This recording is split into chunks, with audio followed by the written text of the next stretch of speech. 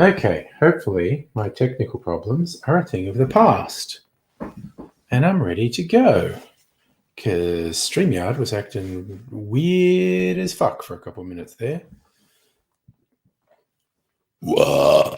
There you go. Nice tasty burp for you. Oof, you can't taste it. It's truffle flavored. From the truffle stuff I had for dinner. Oof, that's actually really coming back at me. Good Lord. Hello, Strictly Sager and Heine and Megaleech. Oh, thank you, Hannah. It'll probably get more full on than that. Okay, well, I'm going to do this damn thing. I'm going to make a cocktail and record myself doing it. Whoa! Really? Oh my God, the flavor behind it. Oh, God, Mrs. Angry is lucky I'm probably sleeping in here tonight. Oof. Oh, that's rank. My God. Wowzers.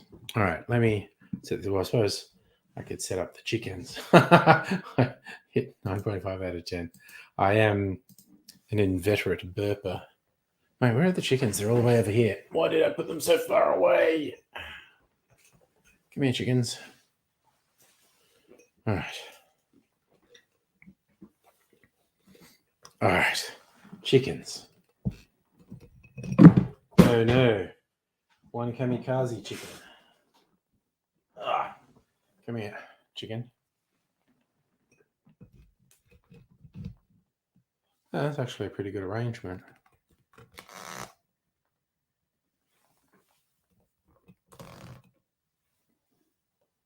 This one. There you go. Yeah, no. If we were deducting because of how rank the taste was, oof, it would literally go much lower than that. That was not good. Okay. So I'm gonna make the first cocktail.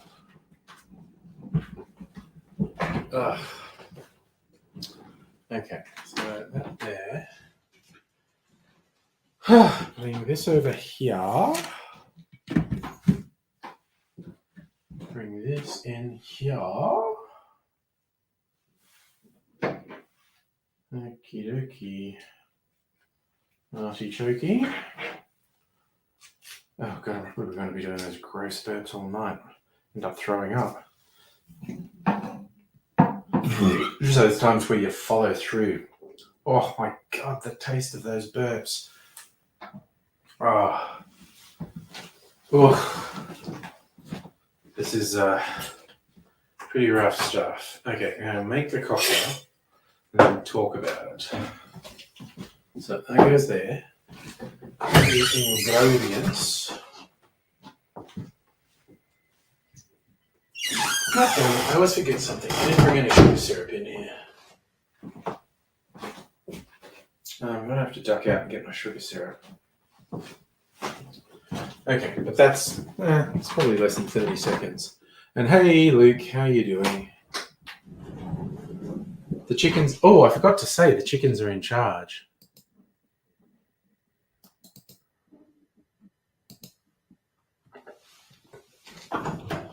Chickens are in charge.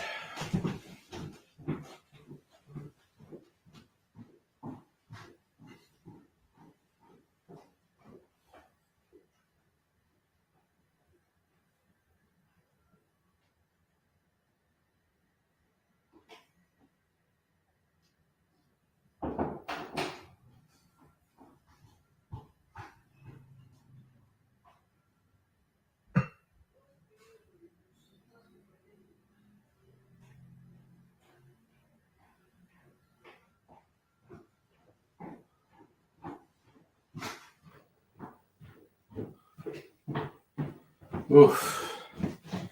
Okay. Oh, really going to have to warn Mrs. Angry about these birds. Okay. This go on here. Peel. Where's the whiskey barrel bitters? That looks like it there.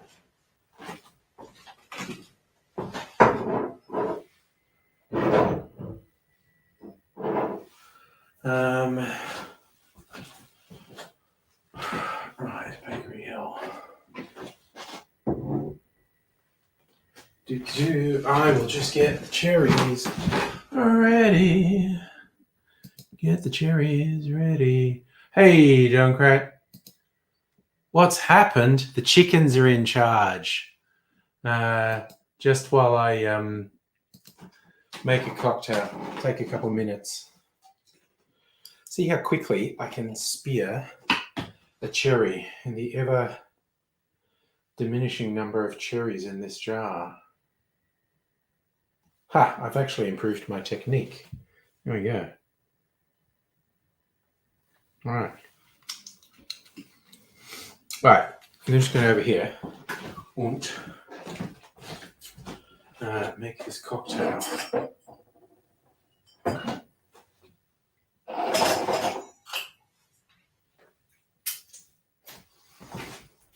Okay.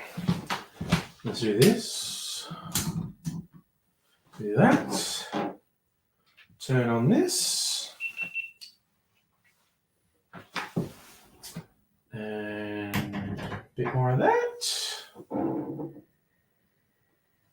All right. And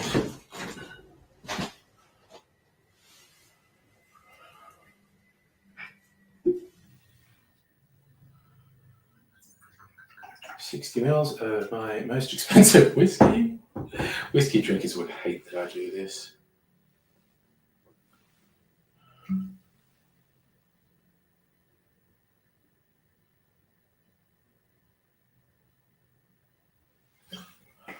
All right.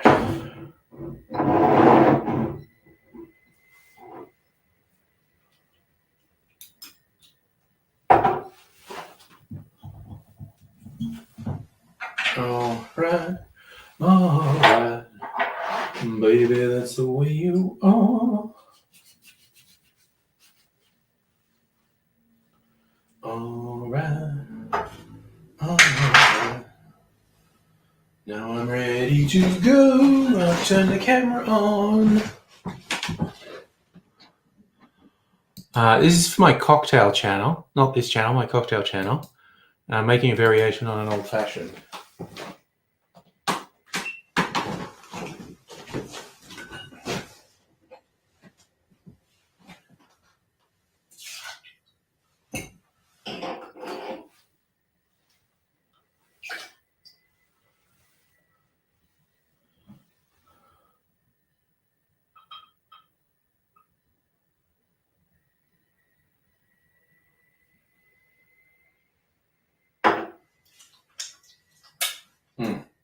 Fucking yum. I don't think I've used this sugar syrup since I made this batch. It's so good.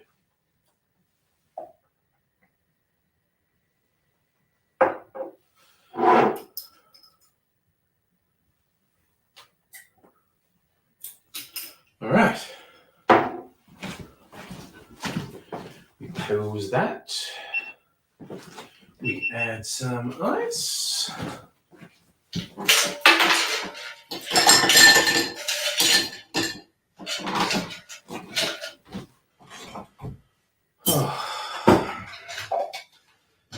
Seal my little ice thermos. All right. Dunzo, put that in there. Let's do this.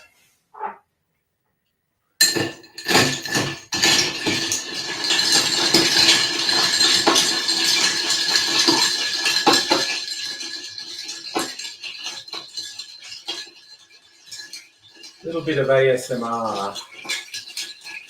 Pumpkin ice.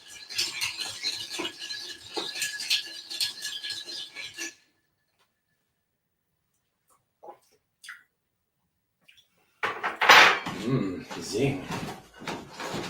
All right, put the glass there.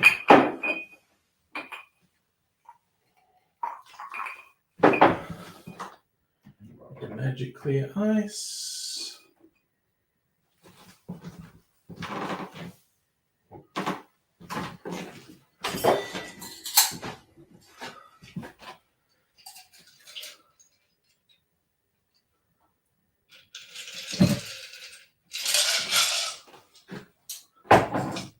And put in a twist of lemon.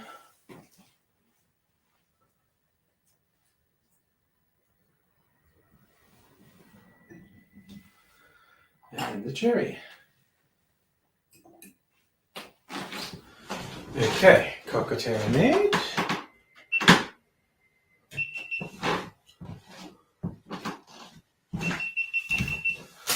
Take a little promotional picture of my cocktail.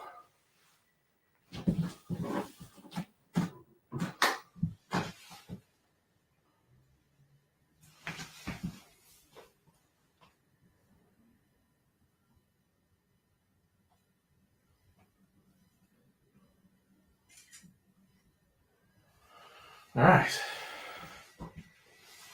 Now, the talkie bit.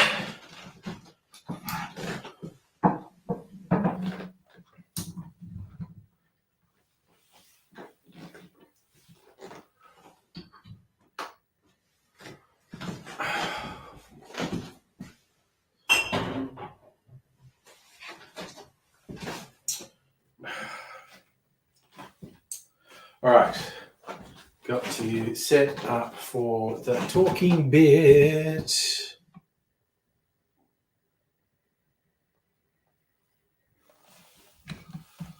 Okay. This will only be a couple of minutes. Oops, I need to adjust that light. That's in the wrong spot. There we go. That's a bit better.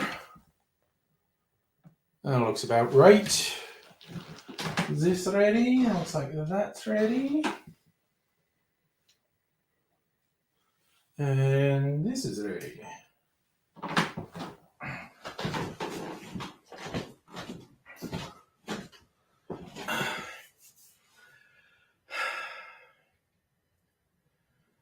G'day, cocktail lovers. You know, when you build up a bit of a collection, when people see it, we'll have a few questions. And no, I'm not an alcoholic. Alcoholics don't have collections of booze. Alcoholics have empty bottles. Do I have a drinking problem? Kind of depends who you ask. Like some of those nosy doctors and their knowledge of health impacts, whatever.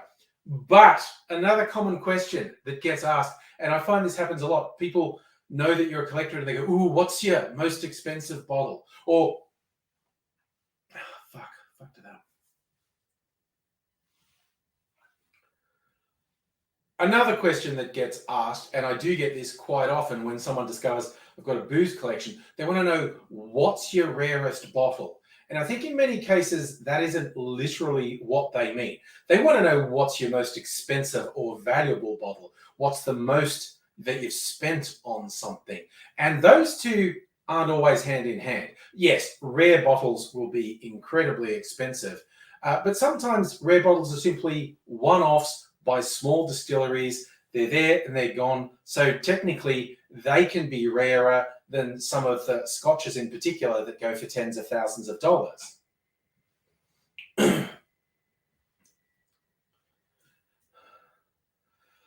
I think this might be my rarest bottle because I feel confident you just cannot get this anywhere because it was a mistake. It's made by Bittermans, who are famous for making bitters. And the story behind it, I find hilarious. Apparently, they were planning to make a cinnamon liqueur, and it wasn't cinnamon heavy. I'm not sure exactly what's liqueur. Fucking shitballs.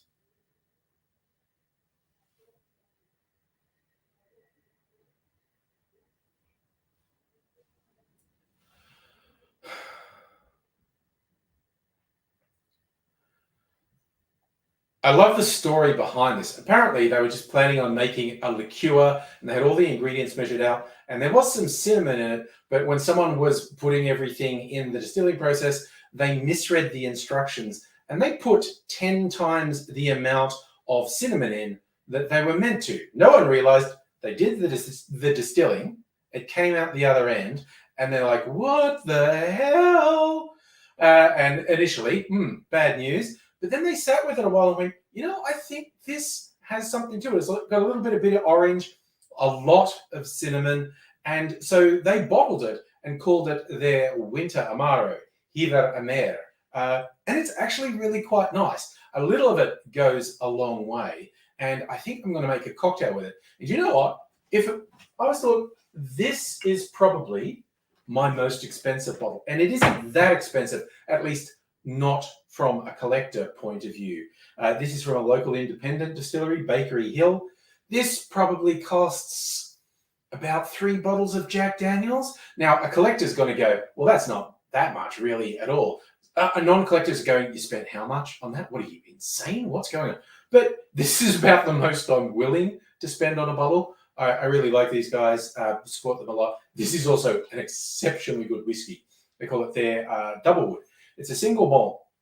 Interesting fact, most Australian whiskies, or in fact, to meet the definition of whiskey in Australia, it only has to be aged for a minimum of 2 years in a barrel.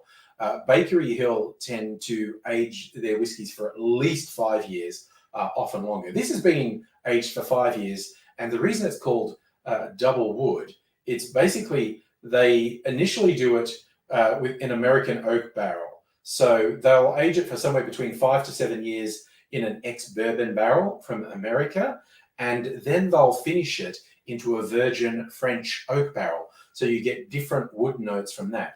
And altogether, it's a winner. And also, a fun thing, I probably annoy or freak the hell out of serious whiskey collectors because I rarely drink it straight. I'm a cocktail guy. It goes in cocktails. So I would be freaking some people out that I'm using this in a cocktail. But I'm gonna get my rarest bottle and my most expensive bottle, and I'm gonna do a riff on an old fashioned. I'll put that in. And besides those, I'm using this whiskey bitters, which comes from another Melbourne distillery, the Gospel Distillery. They made their own bitters in their distillery, and there's going to be a little bit of this, my spiced apple brown sugar syrup. I haven't used this in a little while. This is a new batch. This is one of the best things I've ever made. I talk this up whenever I bring it out. You should definitely find the video on my channel. There will be a link at the end about how to make that, because it's easy and it's just so good. But I'm going to bring these together and make an old fashioned, and it goes like this. In a mixing glass, put 2 ounces or 60 mils of the whiskey, and then I'm going to put half an ounce or 15 mils of the cinnamon liqueur. Follow that with just around a bar spoon, about 5 mils worth of the brown sugar syrup. And after that, there's just 1 dash of the whiskey bitters. Add ice to the glass, stir that for 20 to 25 seconds to chill and dilute the drink, and then straining it into a glass, this time over one of my sexy clear ice balls. For garnishes, I'm going to do my favorites, a twist of orange peel, and add a maraschino cherry on a skewer.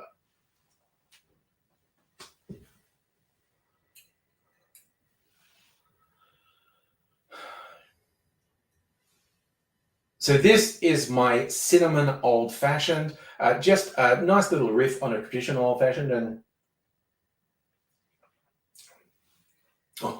I guessed these would go really well together. They really do. This is fantastic. Just so much flavor in here. And I just love with the old fashioned, you can come up with all different variations without deviating too much from the standard structure. It's a great drink. I love this. Hey, in the comments, if you're a collector, I'd love to know what your rarest and or most expensive bottles are, because then we can console each other that, well, we might be weirdos, but we're not alone. We're weirdos together. I'm going to sit back and enjoy my old fashioned. I hope you're enjoying yourself wherever you are, and I do hope to see you again soon Until then, cheers. All right, now I'm going to sit down and chat.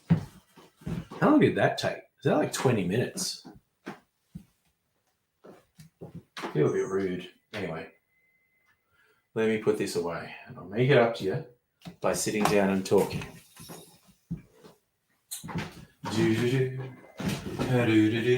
Turn that off and bring this over here. Chickens are no longer in charge. Shazam, y'all. Oh, and I should turn the banner off because the chickens are no longer in charge. Oh, goodness gracious me. All right, turning the banner off. Project Redfoot, hello. And Harryota Gaming, hello.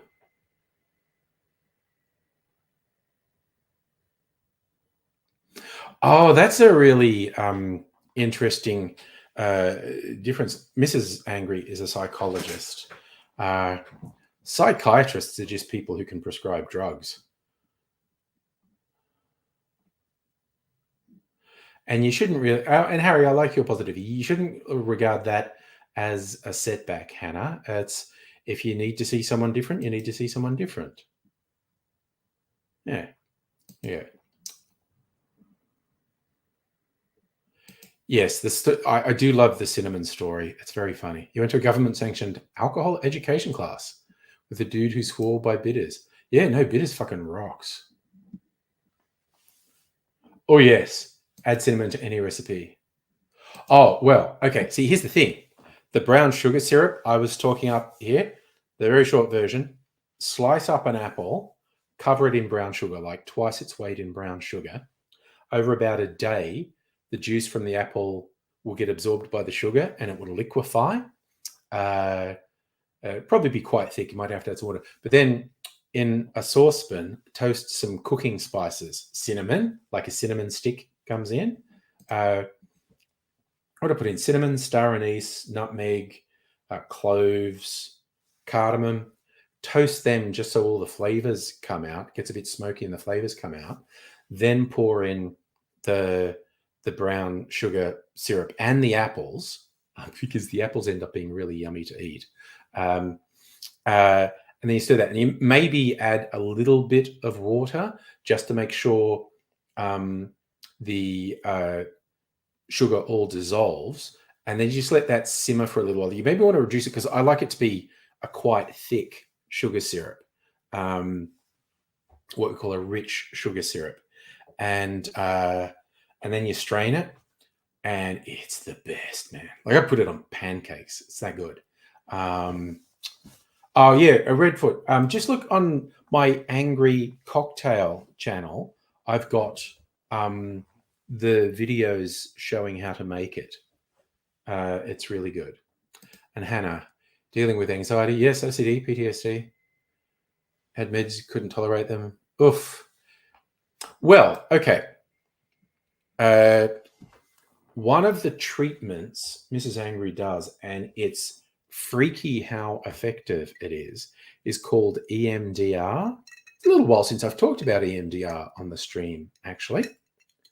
The EM is eye movement, and I forget what the DR is, but it is a proper therapeutic technique recommended by the World Health Organization for the treatment of PTSD. You can also use it to treat less extreme things than PTSD. It's incredibly interesting how it works. It doesn't make you forget the traumatic events that have led to you being not well, but it seems to rewire how the brain remembers incidents, so you aren't reliving the trauma of the incident when you remember it. It's absolutely incredible how it works. If you can find a proper practitioner, a registered psychologist or psychiatrist who actually has EMDR as part of their practice, I really just thoroughly recommend it, because Mrs. Angry has used me as a guinea pig. I don't have any particularly severe trauma in my life. I have bad experiences like everyone, but there were certain things, certain events I couldn't remember without feeling like a visceral response to it. And that's what we focused on. And those things don't do that to me anymore. But Mrs. Angry treats people. Mrs. Angry treats people who are from war zones, refugees, people who've just been through the worst trauma. And it's just incredibly effective. Thank you, Mega Leech. Project Redfoot, are you in the Discord? I haven't asked you. And hello, Safa. Glad you enjoyed your tacos. I'm assuming you enjoyed them. I made my own dinner, cooked up some mushroom, onion, pasta, some beef-filled ravioli, and mixed that with a truffle cream sauce, which I'd like to claim I made myself, but I didn't. It was from the supermarket. It's really good, but I've been doing super gross burps. Hannah, you've been dealing with shit. Okay. Oh, no. There's no silly with trauma. It's what you experience is what you experience. I don't think you should feel silly about it at all. But I do thoroughly recommend, if you can find a proper practitioner, registered psychologist or psychiatrist who does EMDR, there's a very strong chance. Okay. Project Redfoot, Discord's like an old school message board. We can hang out and share things there. I'll put the link in, and you can join or not.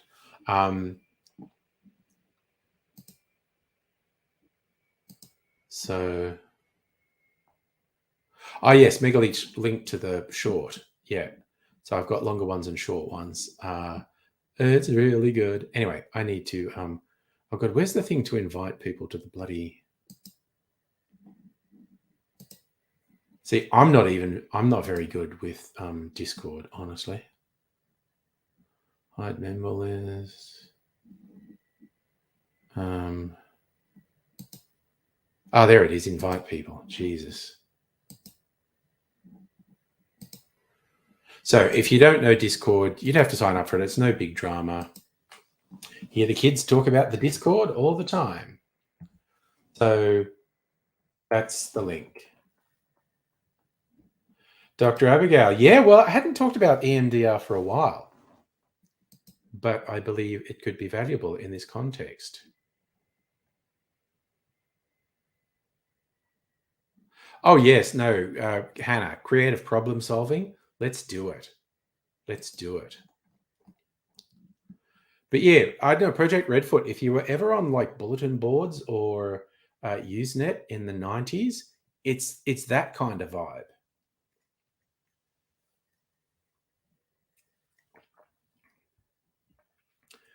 Oh, man, that drink is nice. Fuck yeah.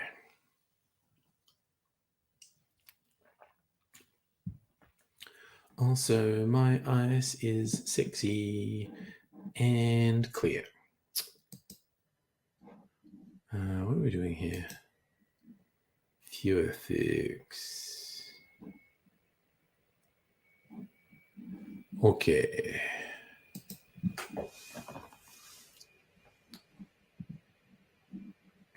Ooh, I'm going to try and find something. Okay. Milk clarified cocktail syrup. Oh, man. It's a while since I've made that. I should make that.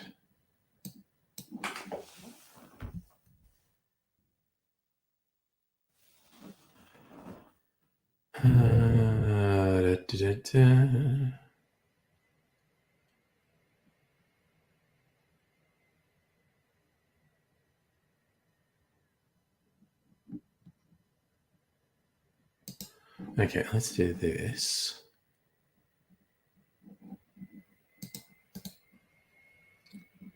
Oh, no, actually, I don't think I do want to do that.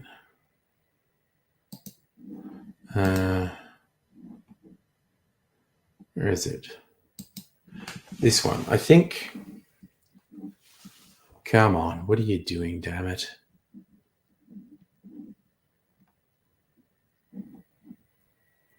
Okay, so I'll put this on. This is to a full-length video where I made a liqueur as well. God damn it. Okay. Yeah, somewhere between modern day IRC and Usenet, I think. So, Hannah, you've been workplace that you're trained in every department, a lot of time help out, even though it's not part of your job. Led to one particular person relying on, way this week job didn't get done, resulted in you getting spoken to by the boss. Oof. Oh, yeah, that needs to get sorted out. People can't be blaming you for not doing a job that's not yours. Oh no, that's dodgy as hell. No, that's unacceptable. That is absolutely unacceptable.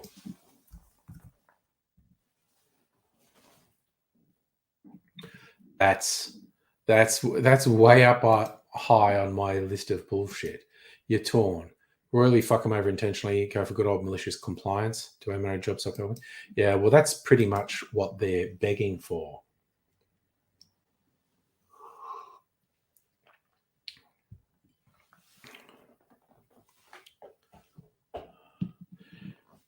That's a really difficult situation because I feel like that boss did exactly the wrong thing. And I think they did it because they can't bear to back down and say they made a mistake. Like they had to go at you for a job not being done. You pointed out it's not their job. And rather than them going, I'm sorry, I didn't realize it's unfair to blame you for a job not getting done that isn't actually your job. Instead of waffling on, we help each other. But you're away. I mean, it.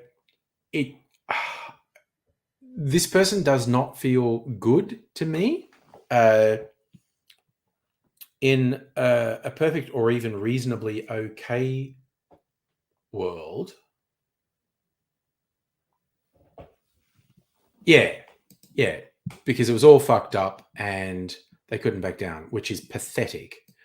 But hold out hope. You can when there's not a drama happening, you can just sit down and speak with them and say, okay, let's sit down. That happened. It's a thing. It would have been great if it didn't happen, but it happened. In the future, can we be clear that this is not my job? If I'm in a position where I can help, I will help. But if circumstances mean I can't, then it's unreasonable to hold me responsible for the job not being done when it isn't my job.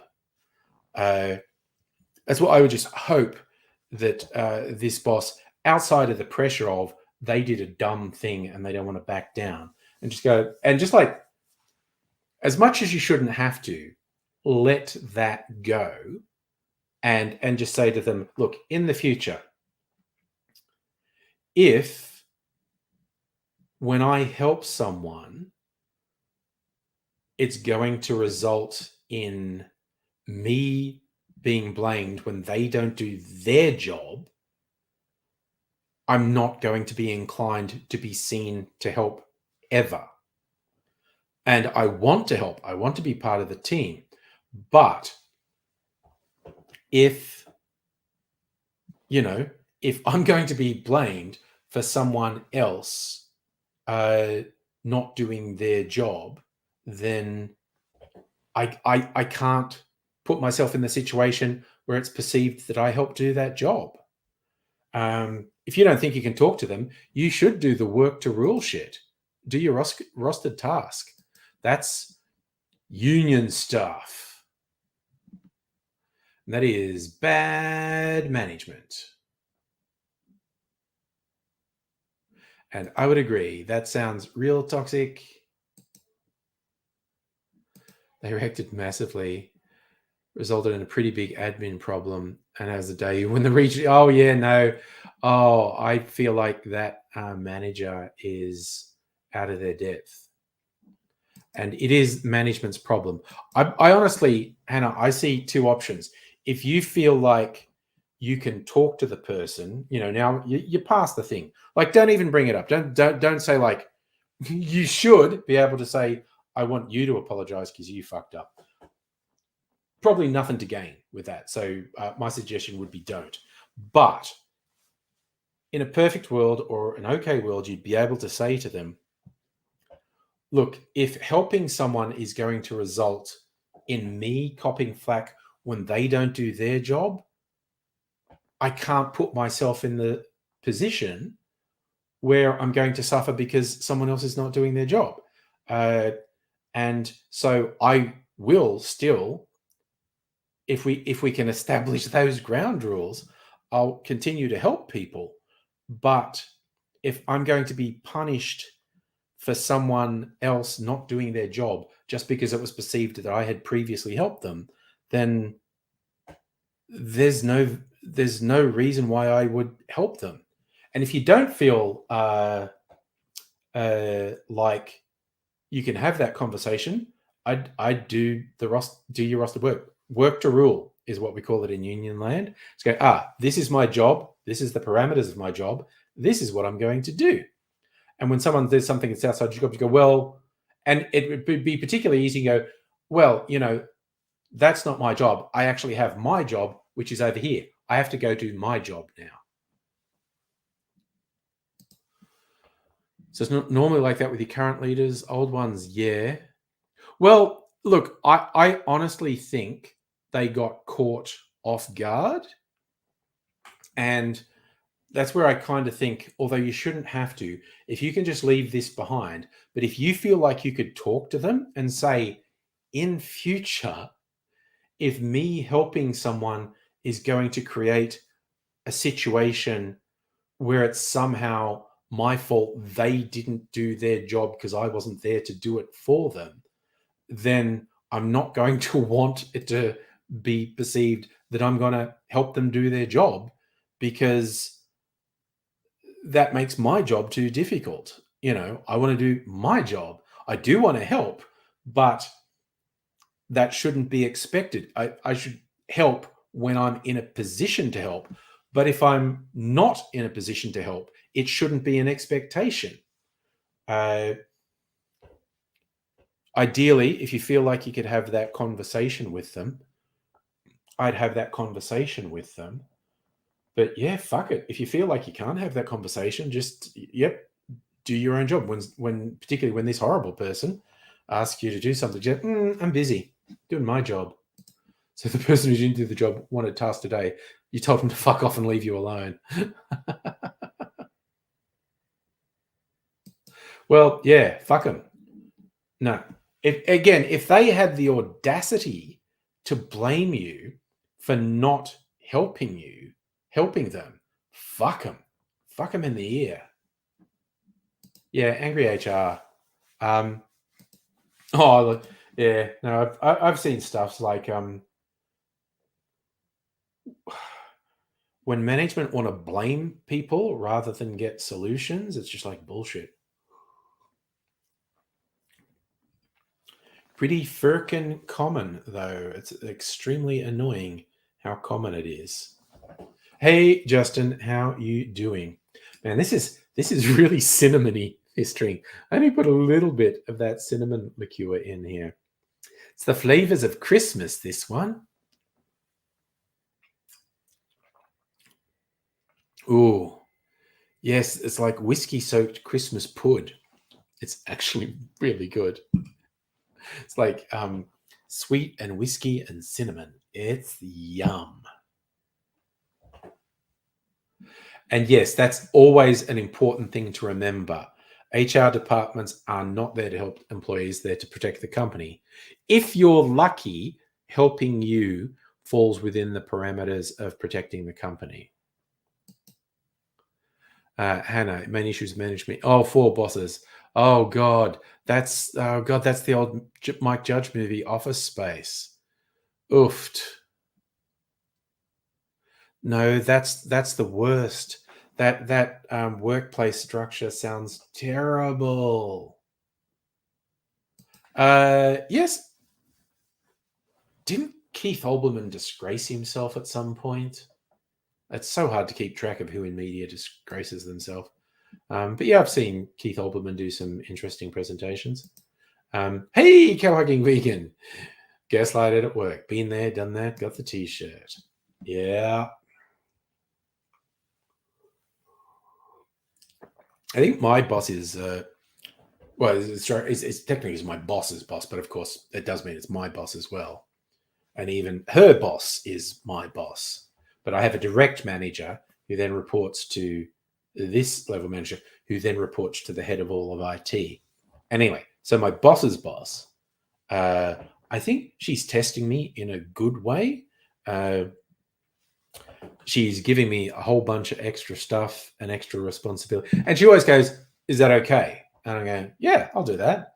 And I might be reading too much into it, but she had been talking about establishing this specialized cybersecurity position in the coming year.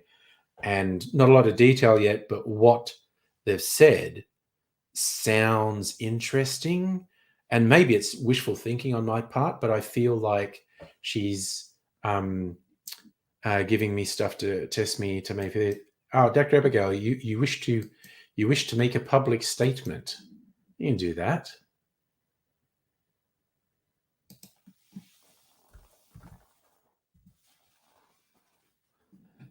Yeah, Hannah, I don't have any good answers for that.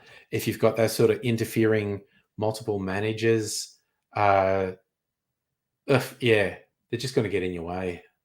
Yes, the union is what you want. So, Project Redfoot, you accepted the invite. Nice. No, that's okay. You can tune out. That's fine. Well, okay, yes, no, that is also true. No one's perfect. No institution is perfect. Some unions are terrible. I think my public sector union is pretty good. And here's Dr. Abigail. Hello. Oh, hello. Resplendent blue hair. There's a bit of green in there somewhere as well, but I can't Okay. seem to find it at the moment. It's been a while. I've been having a sabbatical. One needs to self-care from time to time. Indeed, indeed. How have you been? I have been fine. We haven't started yet tonight, but we have recently been degenerating into a junk food stream. Oh, I've got so very much comfort food around me. I've already inhaled a bag of Doritos. I've got Yeah. chocolate. I've got cookies. It's glorious. I've got Yeah. whiskey. I've got soda water. It's amazing. I have been taking a mental health break from online stuff Yeah. lately. Online's not good for mental health, honestly.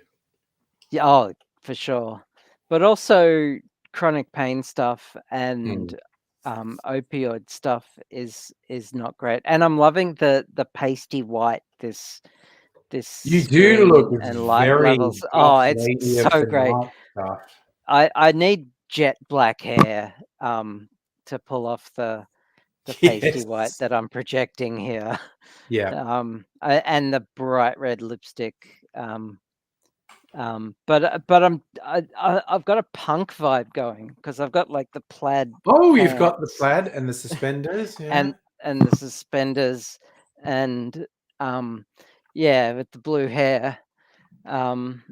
So anyway, so you know how I'm about almost 4 months into gallbladder pain, Yes. which is not fun. Not Um, good.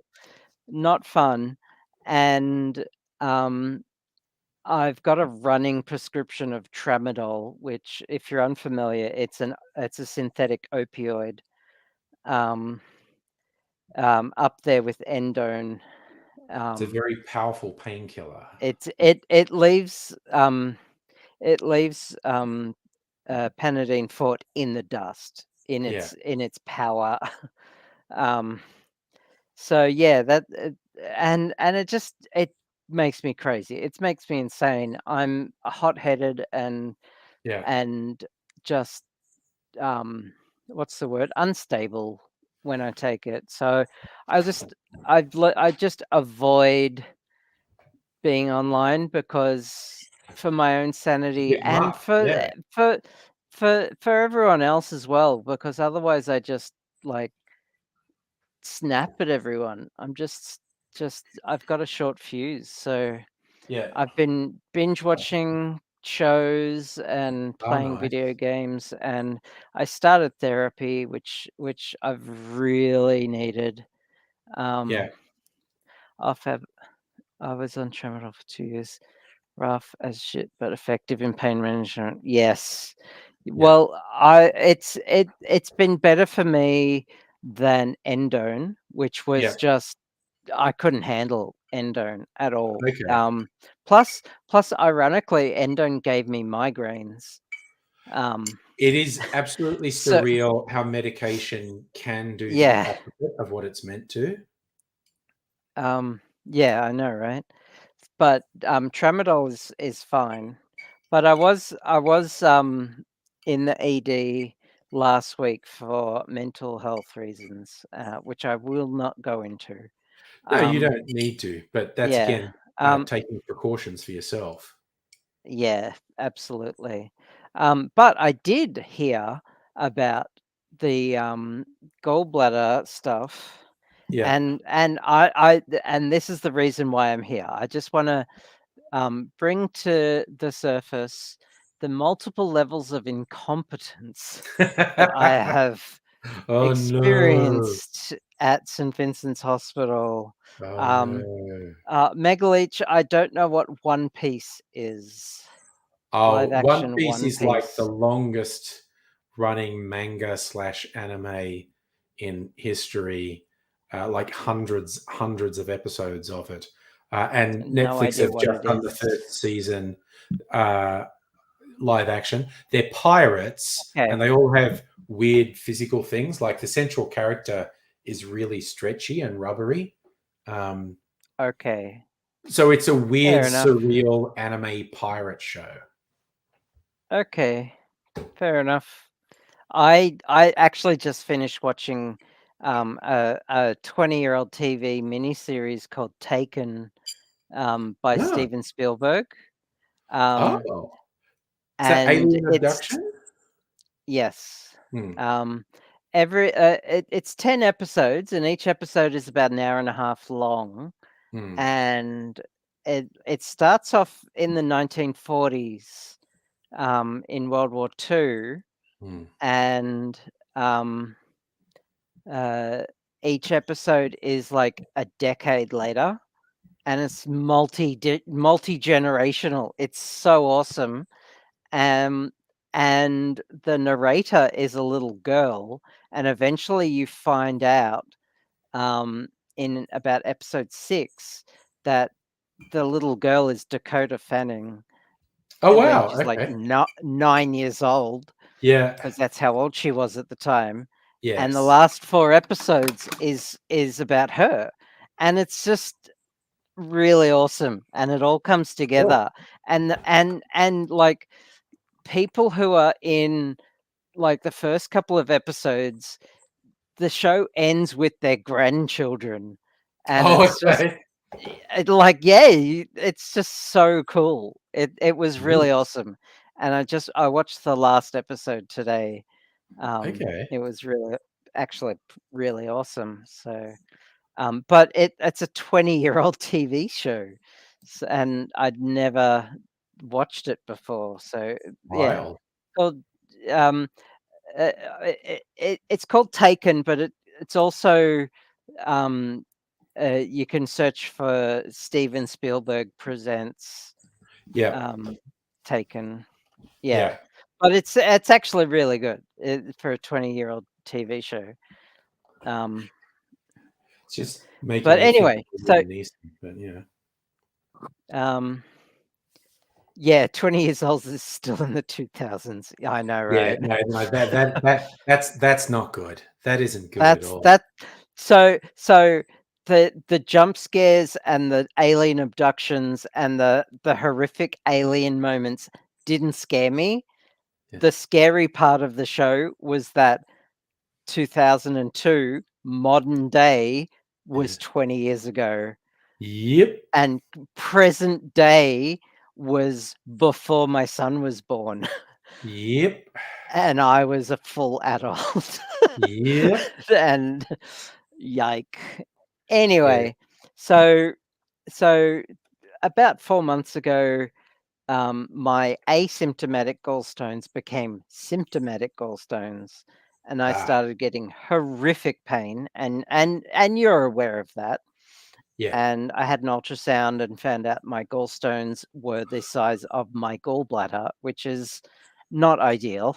Less than optimal. Yeah. Less than optimal.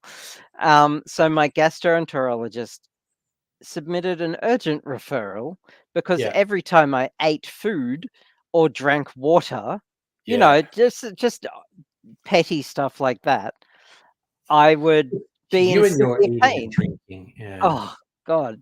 Like the temerity of me Yeah. wanting to checks notes, eat food and drink water.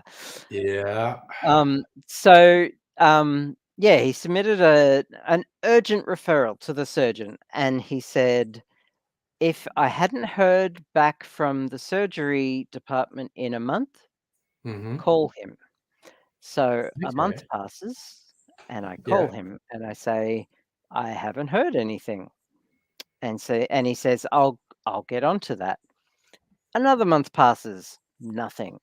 Um, Oof. in the meantime, I've been to the emergency department twice with severe pain.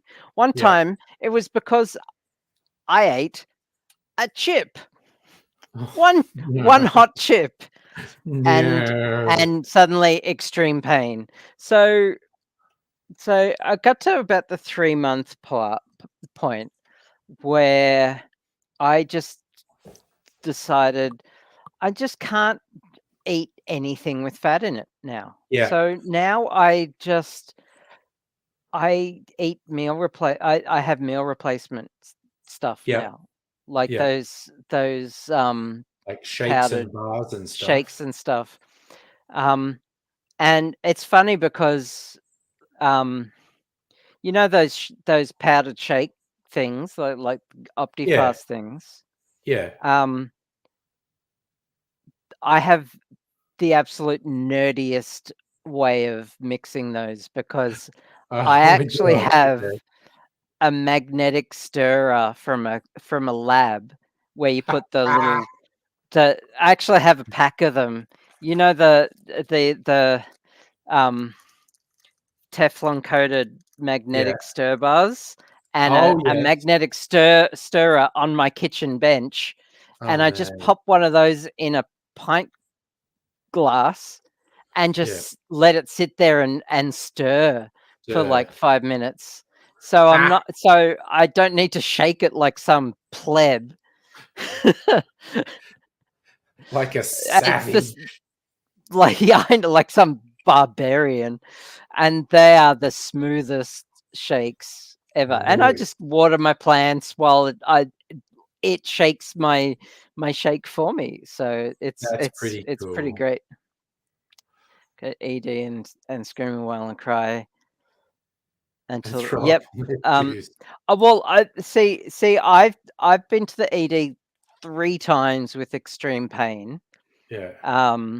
I one time they gave me an injection of fentanyl, and damn, that's the good stuff. Yeah. I looked it up. Fentanyl is about they estimate between 50 to 100 times more powerful than morphine. That's why it kills And so many people, because it feels good, but will fucking kill you. look, when they gave me that injection, I felt nothing but joy. Yeah. I didn't even feel existential pain. Like I felt just a wave of angelic beauty and light come over me. I can see why people want that. It Yeah. was amazing. It was incredibly awesome. And I honestly would like to do that again sometime. Without the horrible, excruciating pain Without the that makes horrible someone be yeah, abused yeah, legally. yeah. Yeah. I mean, if I can avoid it. Yeah. But anyway, so skip forward a bit to last week. I had my very first therapy session with my new psychologist, and Yeah. it brings up a whole bunch of issues. And I ended up going to the ED just to just to check in and check in with the psych triage there. And I'm skipping a lot there. There's a Well, lot yeah, more yeah, to it yeah. than Just that. But one of the psych nurses there, I actually mentioned the whole um um um gallbladder thing, and they look further into it, and they find my referral, and it had been lost. The surgery team had lost my referral, which it's all computerized. So how the fuck do you lose a computerized referral? And not only that, so for 3.5/4 months later, no action had been taken. And I'd been joking this whole time, saying, like, it's as if the surgery team had received my referral, tore it up, thrown it in the bin, and laughed while they did it. I mean, it wasn't half accurate, like, it wasn't half it was false. a little bit Like, close to the truth. Yeah. yeah, they just lost it. And so, but it was still on the system. That's So, because that's how it's all computerized. So she oof. found it on the computer, reflagged it, and then rang the surgery department, and they were like, "Oh, okay." And yeah, and what's more is one of the doctors in the emergency department.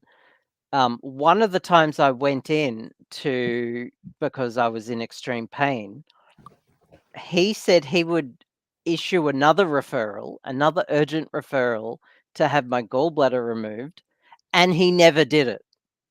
It just he didn't do it. Oof. So multiple levels of incompetence. Yep. Oh, And people be like that. meanwhile, I'm in either hideous pain or heft up on goofballs because of pain meds, or Yeah. I'm just not eating Yeah. and shit's fucked. And I Yeah. will be making a complaint Yeah. because it's so fucked. It's fucked up. Yeah. No. No. Yeah. And yeah, Like, as I how do you lose an electronic referral? yeah, yeah. I mean, as I said to you in other forums, Mrs. Angry is going through something incredibly similar. They're like, "Oh yeah, we need to schedule this for you, and months later it hasn't progressed. It's just ridiculous. Yep. Like Hannah So being positive. You took steps, and that's a positive. So yeah, I even called the surgery department, and they don't answer calls, and they don't return calls. They're just fucked, and I don't even know if I trust them to actually remove my gallbladder. I'm gonna go under, and like Dr. Nick is gonna be Yeah, because there with the it's like oh, flammable oh and my wrist. inflammable mean the same thing. What a crazy language! I'm gonna end up with an arm for a leg and a leg for an arm or something, and Yes. yeah, the red thing's connected to my wristwatch. Yeah. Oh dear. So, so St. Vincent's has a complaint um, um, mechanism, and also the Department of Health has a complaint mechanism. So I will be doing that, and I'm also on the Consumer Reference Committee for the mental health um, um, system at St. Vincent's, and I actually am pretty impressed with the changes they've made over the past few years. Well, So that's that's good. good news. So, but yeah, so while I've got spoons, I thought I'd come on the stream Got a little story. and tell the story. I had my second therapy session today, and these are not new headphones, Safa. Sorry, no. They're new glasses though. I've got new glasses. Nice.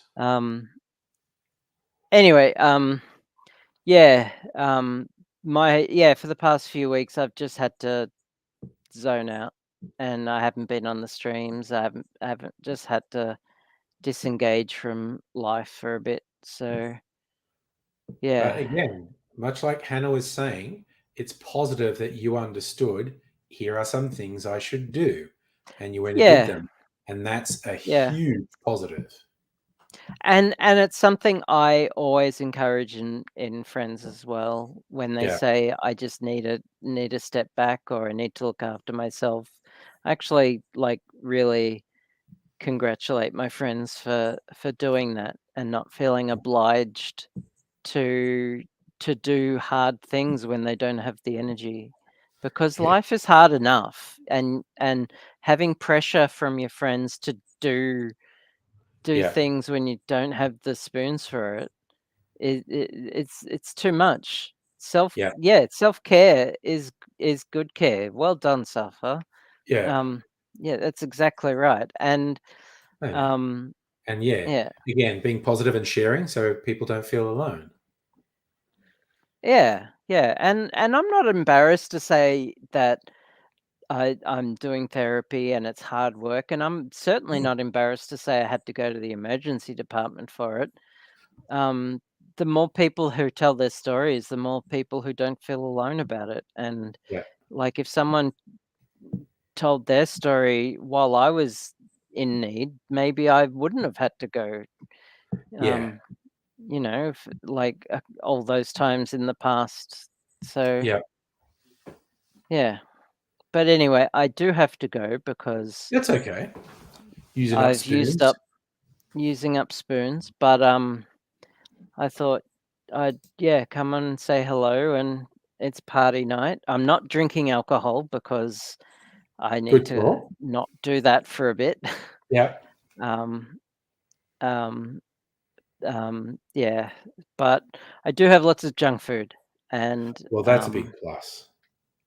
remember, when you look after yourself, um, you are looking after your friend's friend. Yes. That's a good way to put So it. I like that. yeah, so take care, everyone. and I won't be in chat. I just need That's to zone fair. out. You're just So, going to zone out. Good.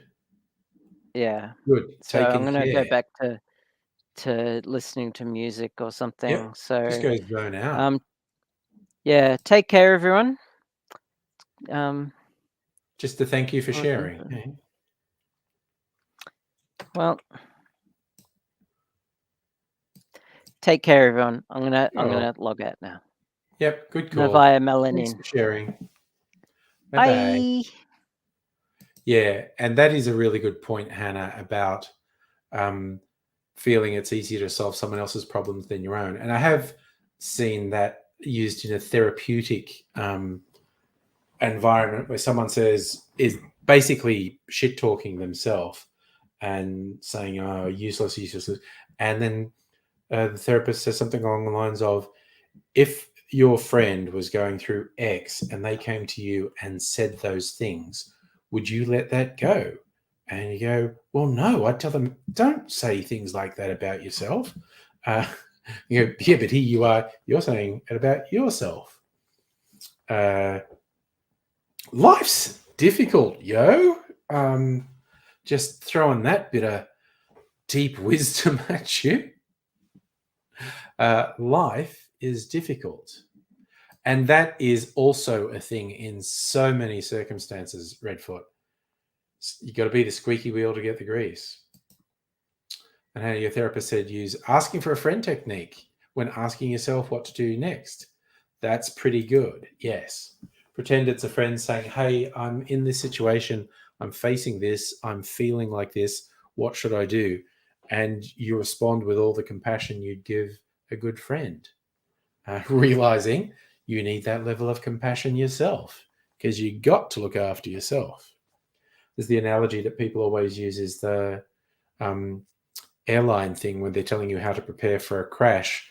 Put your own oxygen mask on before doing something else. And that includes, like, a parent is reflexively in many cases going to try and make sure their child's okay first. And the instructions always, no, make sure you're okay. You've got your oxygen mask, so you're not going to lose consciousness.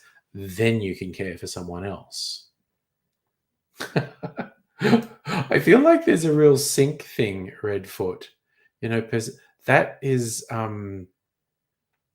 okay. And I feel like you won't hear me saying this for 10 minutes because that was a thing that I thought that was happening with your chat. And you seem to be about 10 minutes behind the stream. I don't know if you could refresh your browser or something. That might bring you up to real time. Because that's tripping me out that you're occasionally referencing something that happened 10 minutes ago. It's like, Anyway, what are we? 9:13. I might make one more video tonight and then I'll stop being rude. But I want to make one more because I want to get ahead with my videos. Yep. I think Redfoot's referring to fentanyl there. I don't know. I don't know what that is. I'm going to make a drink called Across the Pacific. Yeah, maybe that's it. And Redfoot's using dial-up. No, I think they may have hit pause at some point, without realizing it. But it's pretty fucking funny. All right, I'm gonna make this rum cocktail Across the Pacific. Oh god, I didn't bring a fucking orgeat out here. And I do want to use it because I've got some really nice orgeat. So, okay, I might put chickens in charge again. I might put some music on as well, and I'll turn my speaker off so it doesn't distract me when I'm making cocktails. All right, let's fucking sort this shit out. Come on. Sorry. That one. There you go. They seem stable. All right. I'm going to put some music on. Feeding the ducks. Wish it was feeding the chickens. Don't know why this is feeding the ducks, but it is.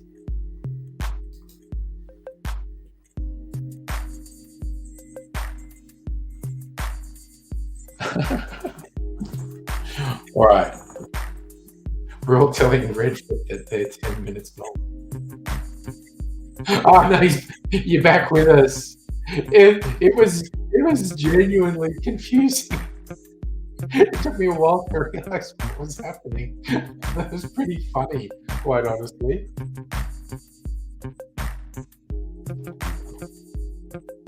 That's all good. All right, I'm gonna be back in a briefing. I'm gonna go get my order.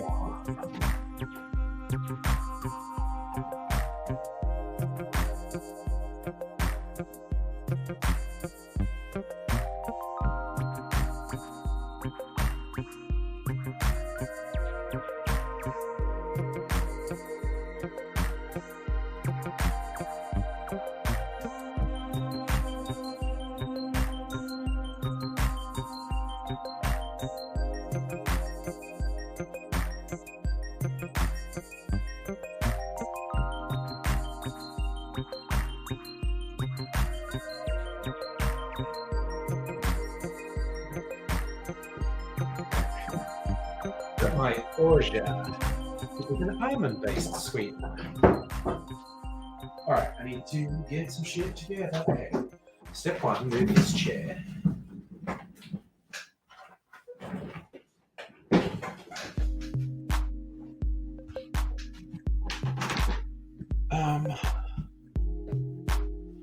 Wait a second. I should look. How's this supposed to be presented?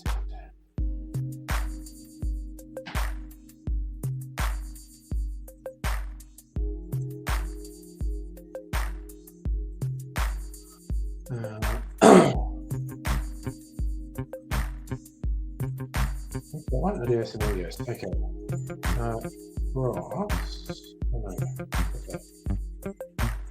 Cross the Pacific. Some crushed ice.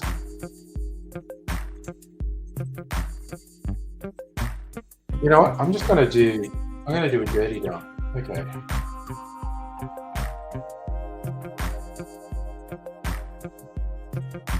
Alright, I know what I'm gonna do. Right, I'm gonna turn this speaker off.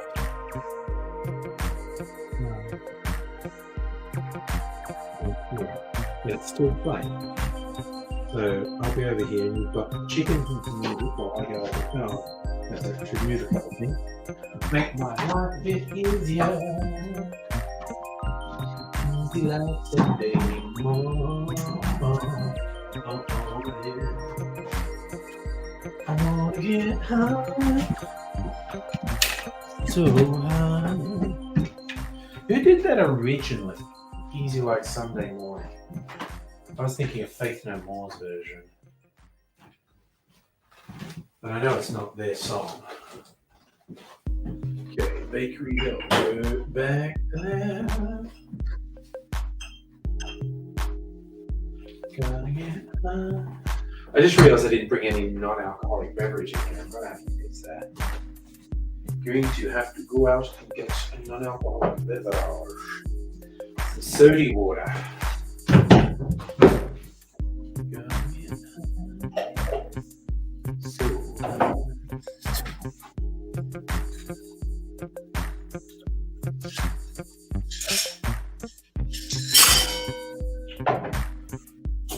Okay.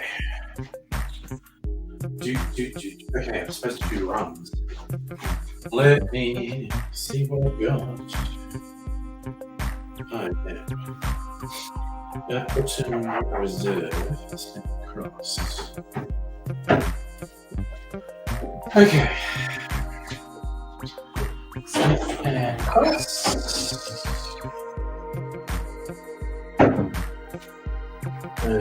Okay, I'm trying to empty this bottle, so I'll do El Dorado and Havana. Alright, I'll go over here and get some banana from the distillery. curious cover of history.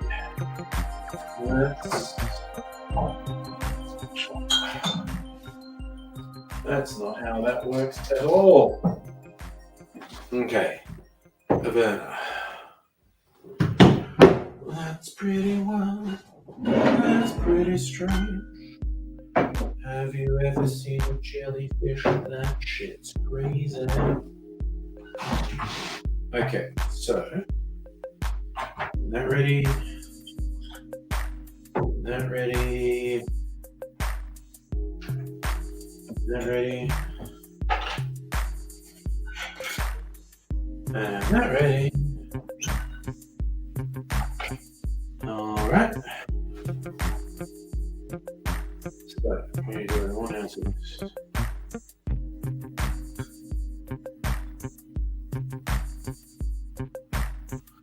Okay.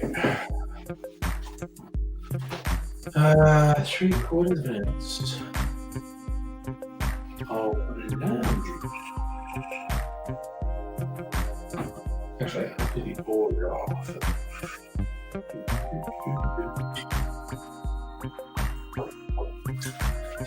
Tasty order. Okay, ready, steady, here I come.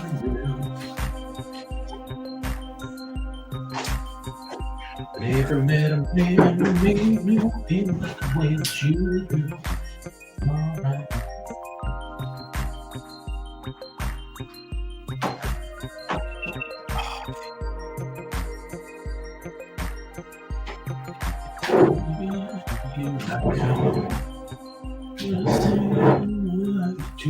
Get ready.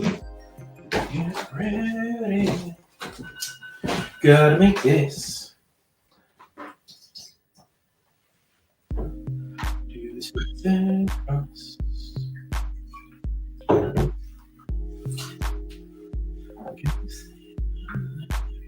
Oh, that's the wrong bottle. Well, yeah, nothing wrong with putting even more rum in there. I want the bottle.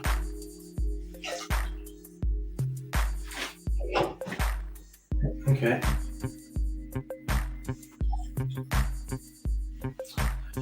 Get ready.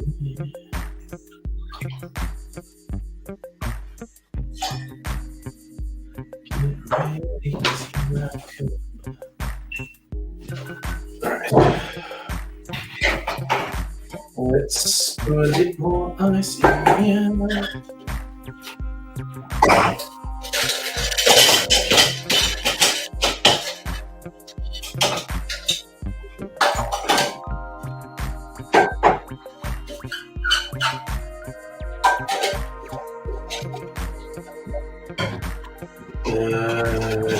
A beer rock star for this. Oh wait, I guess let's switch that off. There we go.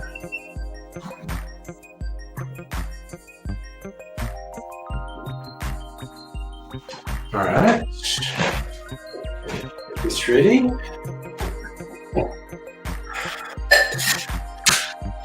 Put it together properly so I don't spill it everywhere like I did last night. Like an absolute doofus. It's a bit sticky back here. I think I have to mop the floor in the bar.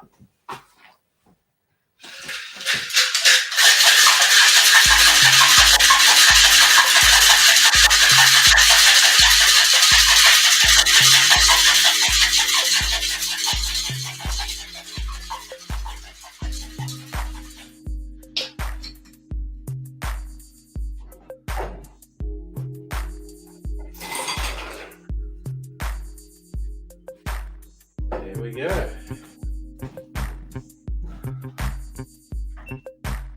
Alright. This fucker was just about out of battery too. Judge that pretty finely. Definitely the last one I'm doing tonight because that fucker's out of battery. Now we do this. Oh,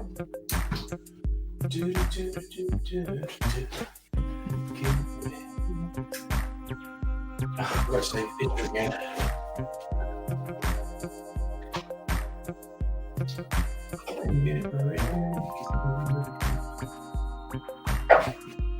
Gotta take your emotional photo. I keep forgetting to do that.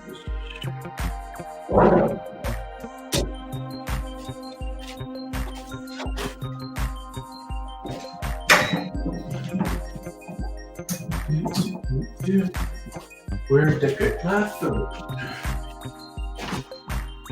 Oh!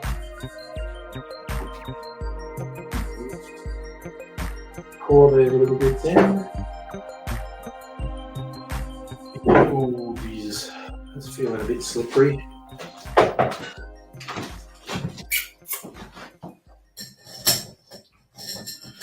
Do. Gonna take a photo.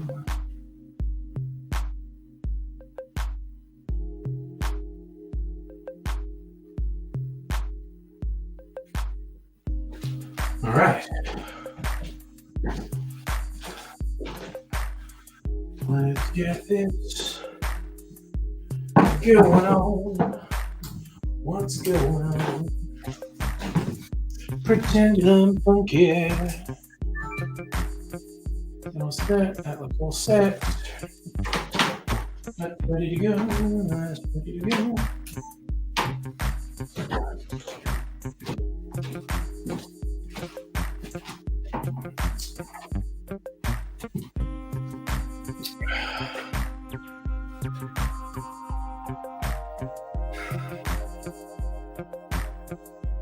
G'day cocktail lovers. This is a rum drink called Across the Pacific. It's more complex than a lot of rum drinks you get, and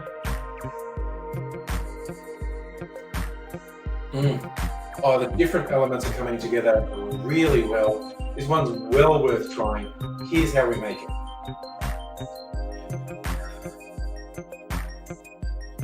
In a shaker, put 1 ounce or 30 mils of the rum of your choice. Apple Reserve recommended.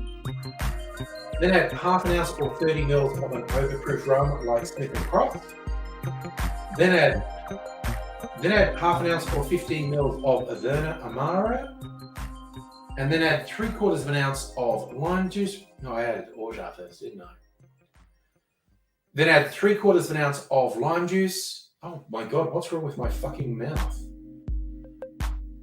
Then add 3/4 of an ounce of orgeat. And finally, 3/4 of an ounce, around 22.5 mils of lime juice.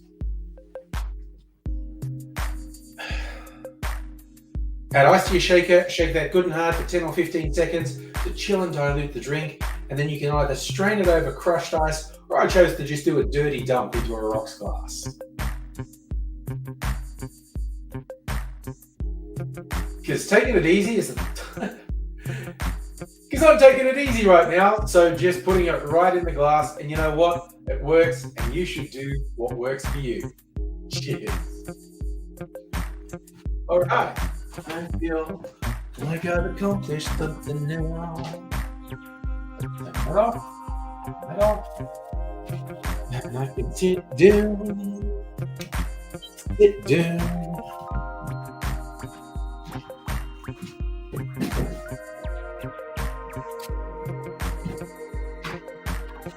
All right. Just about ready, which means we can retire the chickens.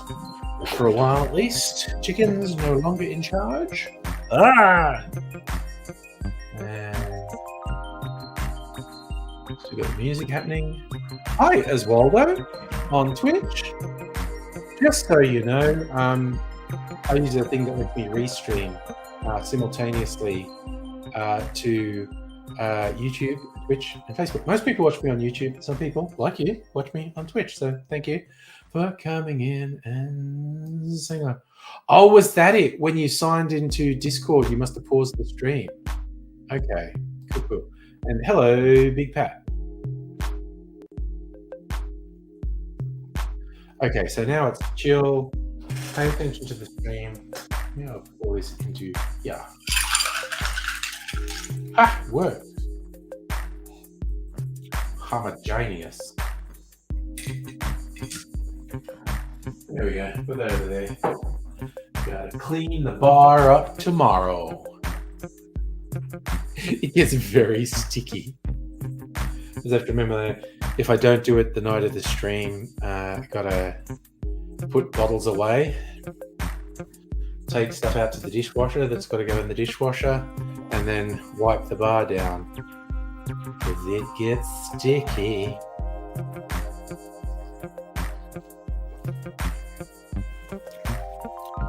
Man, this is not bad at all.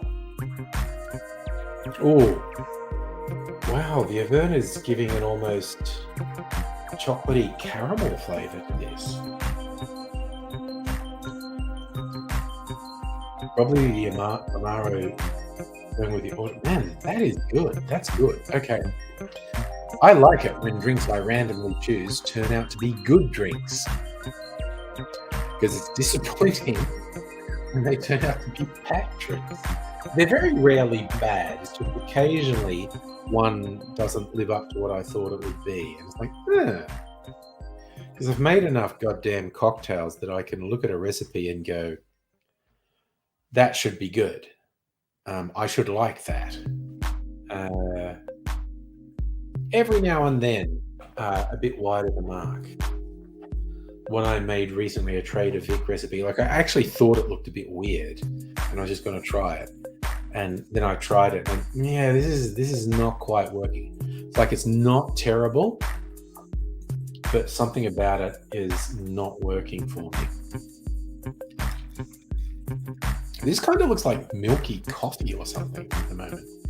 Wait, it's so opaque.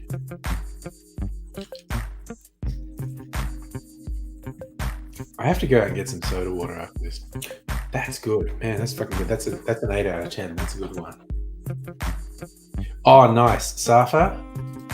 Honestly, I might join you in some port. I've got my barrel aging port here behind me. Not straight away, so I've got to take my time to finish this. And then I feel like I should drink some soda water. Then I might get a little snifter of port. Got caramel dark chocolate. Is that like you feel like it's got caramel and dark chocolate? Or you literally put caramel and dark chocolate in it?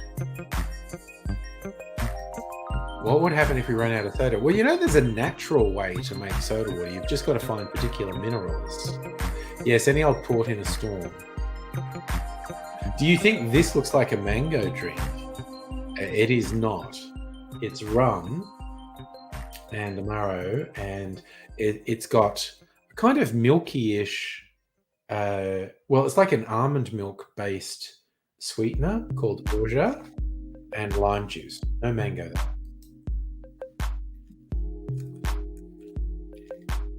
Cheers to you, Edward.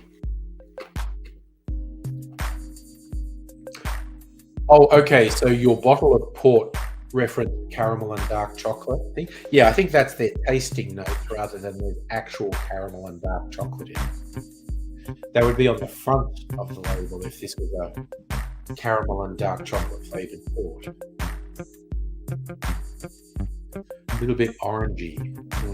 Port's freaking good, man. And like I said, give me a bit of time, and I may also pour myself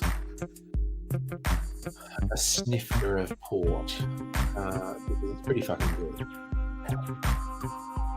Yeah, no, fortified wine. So, port is a dark wine, like a red wine, that's fortified with a spirit and then aged in a barrel. Look, honestly, if someone breathalyzed me, I would be at least half Tim Smith. I don't feel that too. Well, there are really fucking cheap ports. And in fact, there are cheap ports that are good, that taste good. I've got one. Australian makers are no longer allowed to call them port because of European Union rules. Same as they're not allowed to call what they make sherry. What they used to call sherry in Australia, they now call apera. And what they used to call port, they now tend to call Tawny. Oh, Redfoot, you missed Dr. Abigail. Dr. Abigail had various health challenges at the moment, and she hasn't been on the stream for a while. She just wanted to come on, tell a bit of a story, update everyone, and she's just chilling out.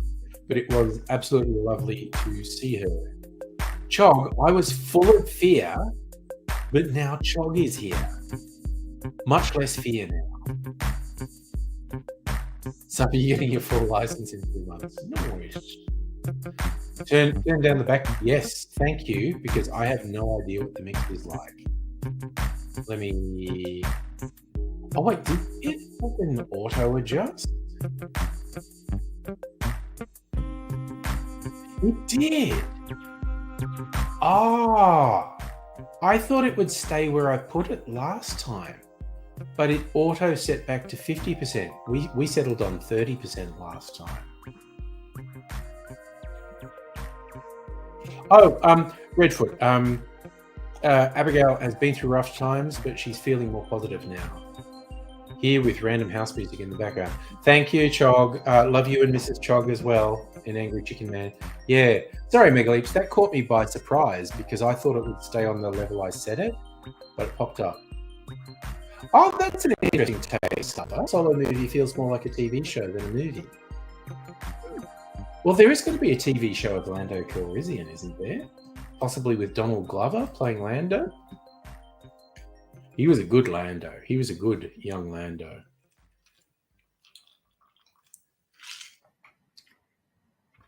Oh, man. Okay. That's a fucking good drink. God damn. Okay, Chog, you agree. There you go.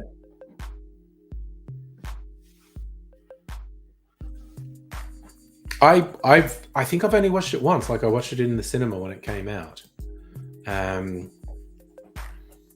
I think it filled the Disney people with self-doubt because they haven't made a movie since. But I think they've got a slate of movies planned. They've got to give Taika Waititi a Star Wars movie, honestly. Oh, did anyone see the trailer for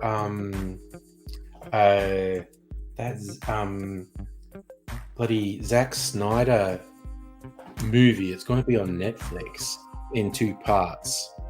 And apparently like, Zack Snyder was originally going to do a Star Wars movie and that fell apart. And so he just signed up with Netflix to do sci-fi that he wanted to. They appear to have laser swords in it. So yeah, Chog, you think Solo film, nothing to... I don't think it was terrible, but nothing to write home about, yeah. Last Star Wars movie you saw was The Last Jedi. Fucking Last Jedi is the best of the new anthology. I love them.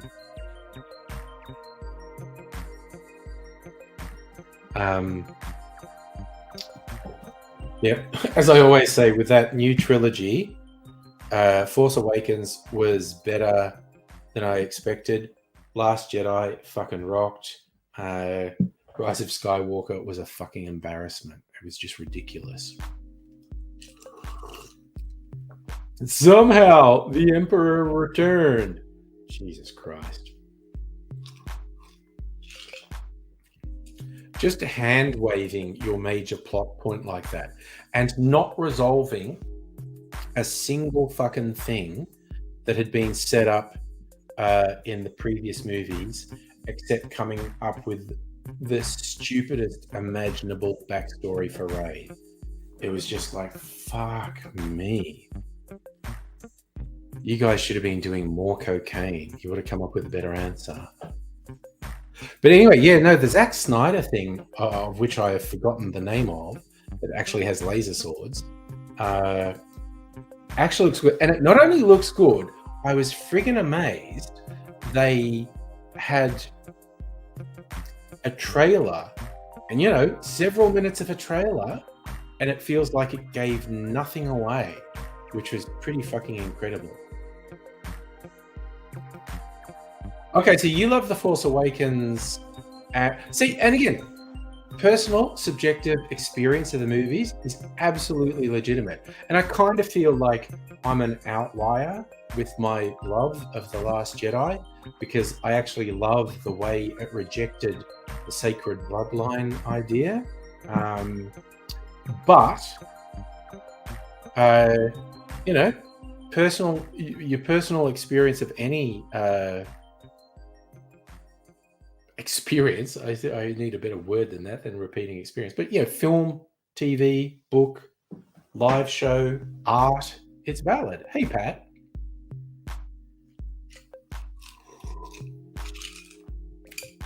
Okay, does anyone remember what the Zack Snyder movie's called? It's a space thing, and it actually looks pretty fucking cool. Zack Snyder. Rebel Moon. That's what it's called. Okay, go fucking watch the trailer for Rebel Moon because it looks fucking cool, I think. Chog, you liked Force Awakens. I think okay, and I think I'm an outlier here with this. I think Last Jedi was setting up something proper for Rey, but The Rise of Skywalker was an abomination. It was so bad.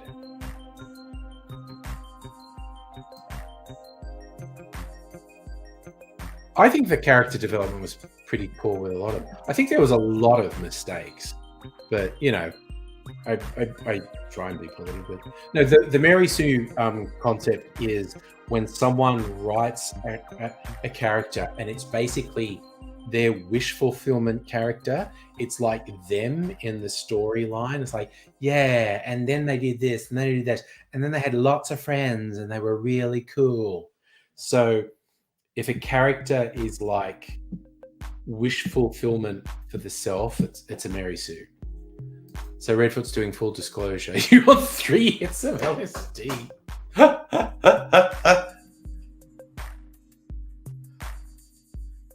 I had fun watching both of them. I felt the only bit that really didn't land. I know why they did it, and I think it was a noble cause. The Casino Planet thing didn't quite land, but I'll die on this hill of liking The Last Jedi.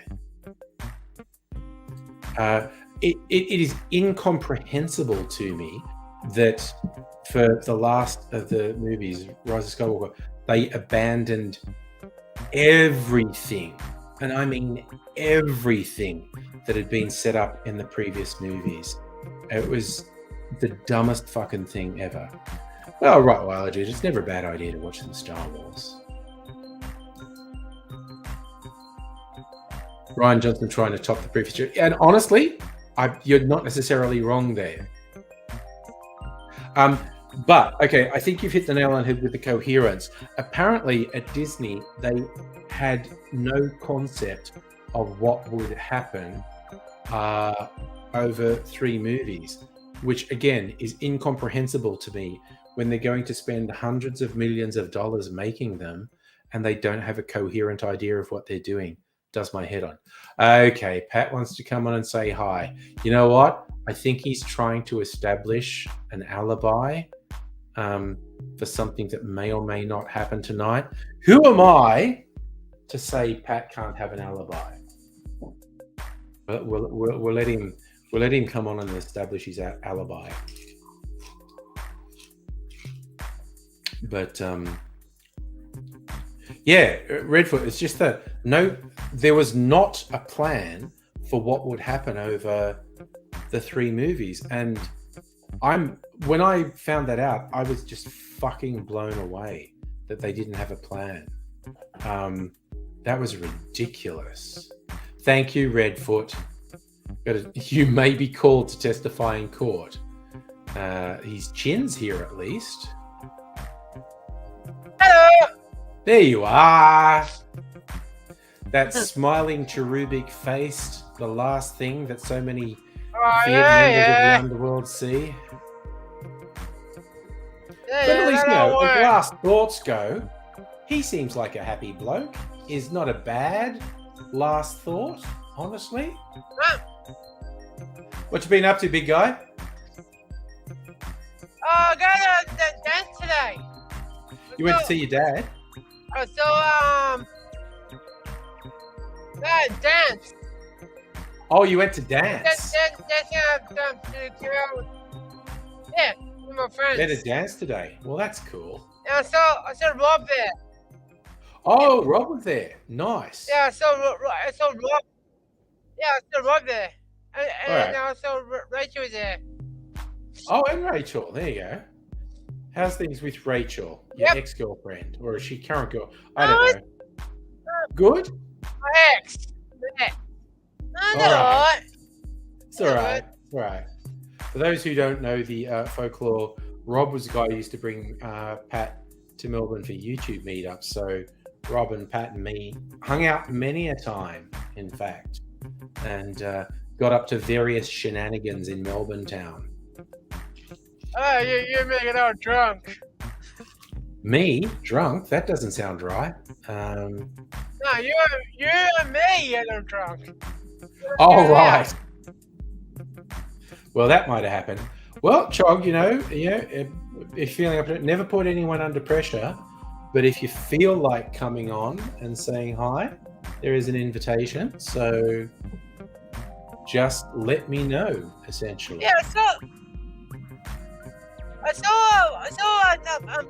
Doc with blue hair now. Yeah, Doc did have blue hair. That was very blue hair she had. She said there was some green in there too. Yeah, I saw on the bus. Yeah, That. it was very blue hair. On the bus. I know. On the bus. I don't know. So I agree, Chog. I don't know where Pat's getting the idea that maybe I get drunk sometimes. That doesn't seem right. Yeah, get out now. In a dark caravan, you were in Ulladulla, were you saying? A dark caravan park with poor reception? Damn. That sounds like a whole experience, a caravan park in Ulladulla. My God. But, yeah, we've had various guests appear at various times, and it's always fun. So do it, and if I don't... No, I feel like, speaking of being drunk, I feel like I forgot to bring my soda water in here. I think I really need to go out and get my soda water, so I drink something that's... You're a bad boy! That seems like something I should be doing. So I might disappear for like less than 30 seconds. I just got to go and get a bottle of soda water out of the fridge. Won't take long. I'll just leave you there. You can do whatever. Okay.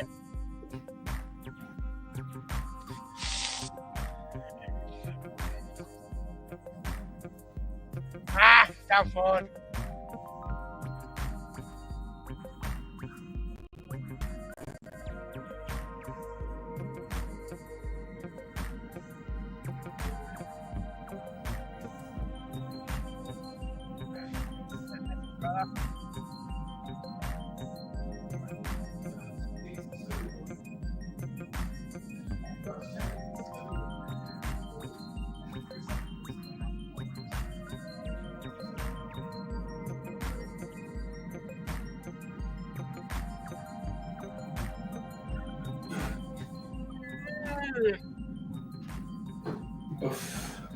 I'm back with my soda water because I'm a responsible member of society.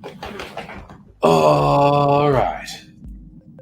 Oh my God. Oh yeah, Redfoot. Now the trailer park is similar to a caravan park here in many ways. So you're doing a trip with friends. Oh, dude, that's really good. Cheering up some friends on a trip. I like it. And yes, Trailer Park That's Boys cool. is a whole thing, isn't it, as a show? So it's actually quite a nice cabin on the beach, but no reception. Caravan and particularly what's in a trailer park is a little bit different, but yeah, it can mean slightly different things. But yeah, no, we definitely have caravan parks in Australia that are exactly what you're thinking of when you think of a trailer park. And it's usually on the edge of town. Very itinerant people, yeah. But you're not 100 miles off the mark, Redfoot. we definitely have the trailer park version. In nice places, you get a thing that's called the caravan park, but it's nice. But oh Jesus, the caravan parks where people are permanent or semi-permanent residents of it. Yikes. All right, so yours is more like a holiday park with caravans in the distance, bunch of nice cabins in the middle of nowhere, and that actually sounds pretty good. Oh God, like I said, most towns have one, and it is literally just the same as the US concept of a trailer park. It is oof. It is oh buddy oof.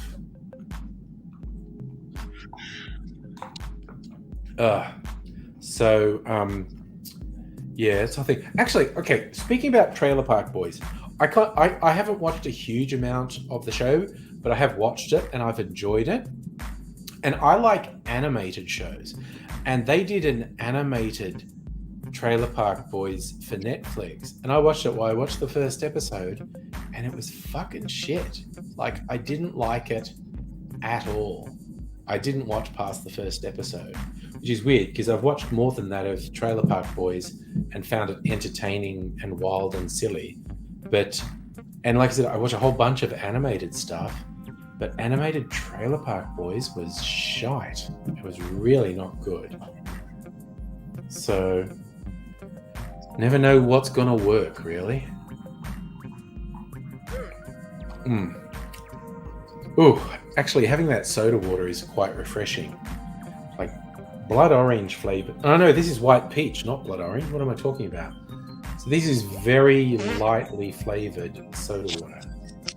Aha! Casino. I have cousins in Casino. West Caravan Park, West Casino. Domestic violence, loud sex, drunk morons. $59 a night, but never again. Yeah, no, every country town has one of them. Every country town has one of those caravan parks. So you watched the first 2 seasons or so. Your friends wouldn't like it. Because there are a lot of seasons. There are a lot of seasons of Trailer Park Boys, I think. I've never even watched a season. I've just watched a couple of episodes. But, you know, it's quite enjoyable. Just very silly, fun characters. Just doing ridiculous things, usually fueled by alcohol. And so... Come on, Pat, say it. Say it's just like me. Yeah, okay. Easy! I knew that's where you were going to go when I said that. Yeah. Yeah. That's where it goes. But that's okay. I mean, watching at the moment, I did see when Safi said no one do Ahsoka spoilers. I don't think anyone's watching Ahsoka. I'm going to, and I've heard it gets good. There's like 5 episodes so far or something. I've heard it gets real good. I'm looking forward. I haven't started watching it yet. We've been watching season 2 of Wheel of Time, and we've watched all the episodes they have of that. So we might watch some other things. We're watching season 3 of Reservation Dogs, which is a Taika Waititi produced show about kids on a Native American reservation. It's really interesting and regularly quite funny. We're going to watch Ahsoka. What else? Only Murders in the Building, which is a silly, light, entertaining show. Not exactly great television, but it's light and entertaining, which is good. On My Own, things that Mrs. Angry wasn't interested in watching. I am watching Good Omens season 2. I think I'm a couple episodes behind. I started re-watching Mr. In Between, which is an Australian show. It's on, I guess, Foxtel and Binge.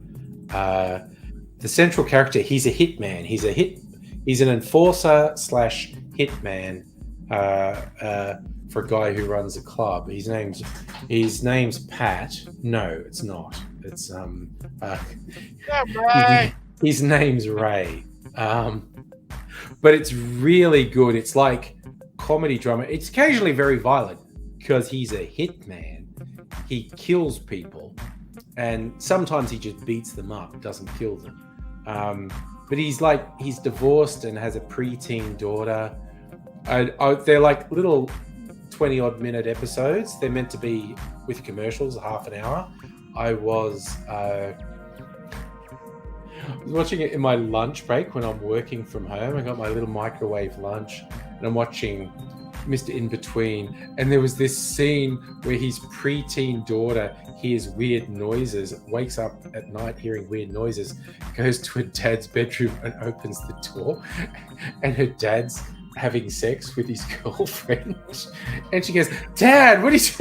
And they both sort of roll off the bed, and they go, "Oh no, what?" And they just, and I was in hysterics. It was so funny. And then they said, "We should explain sex to you." And then there's this whole really uncomfortable scene of them trying to explain sex to an 11 or 12-year-old. Oh my God, it was so funny. I laughed so much.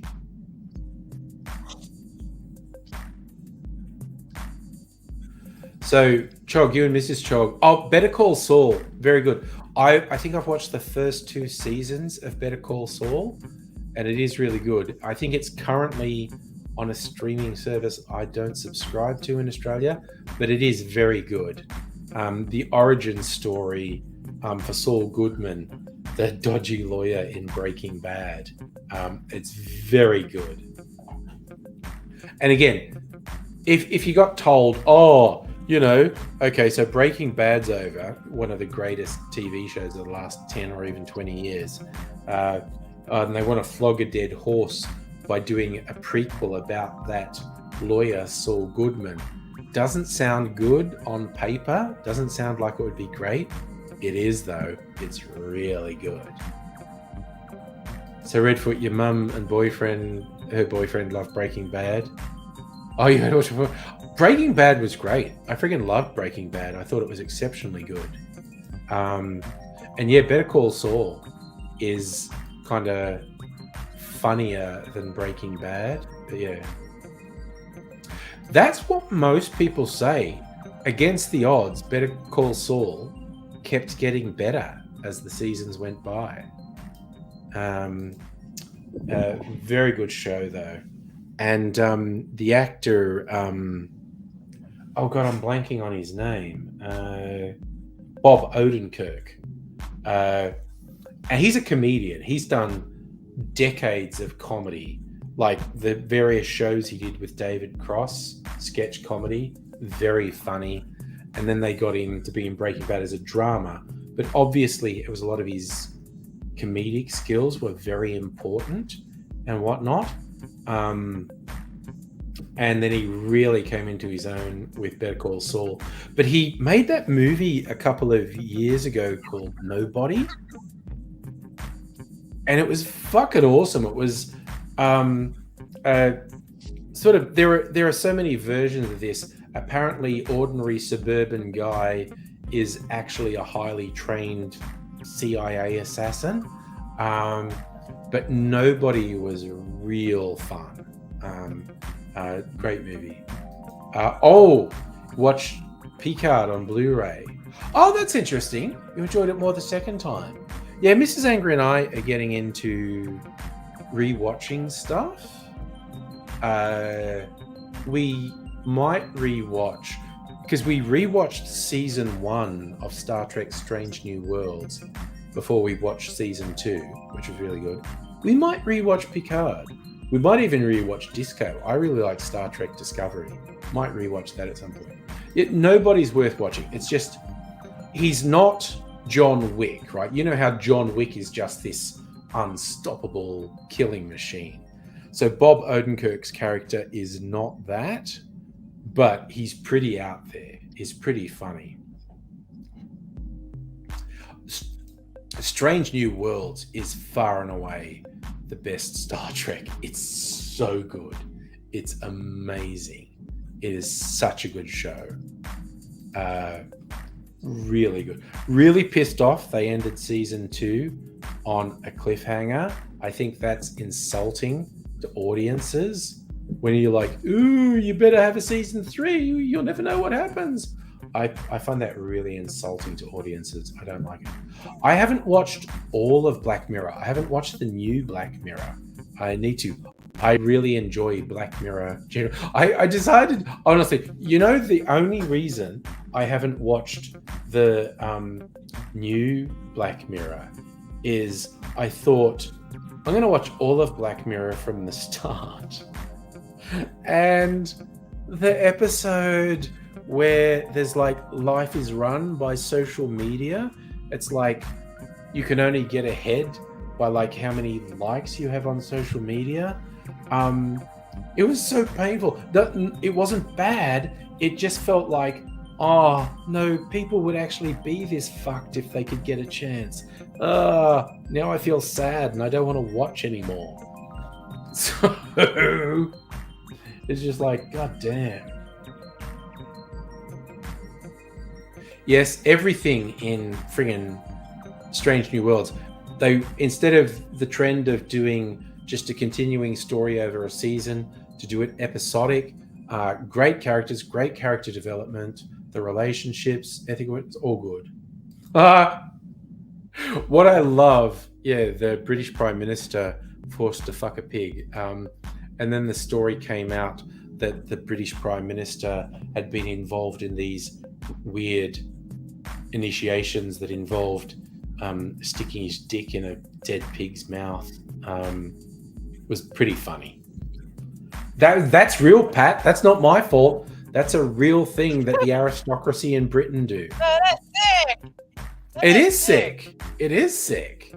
I'm just saying it's not my fault. That's something that they actually do. But I got to watch the new Black Mirror. Also, that Choose Your Own Adventure one they did for Netflix, that was incredible. That would have been so, oh my god, that would have been so hard to script and plot. Like, they would have had to have this big wall where there was all the branching things that could happen and how they could connect. That Bandersnatch, yes. Oh my god, that I'd need to redo that because that was fucking incredible.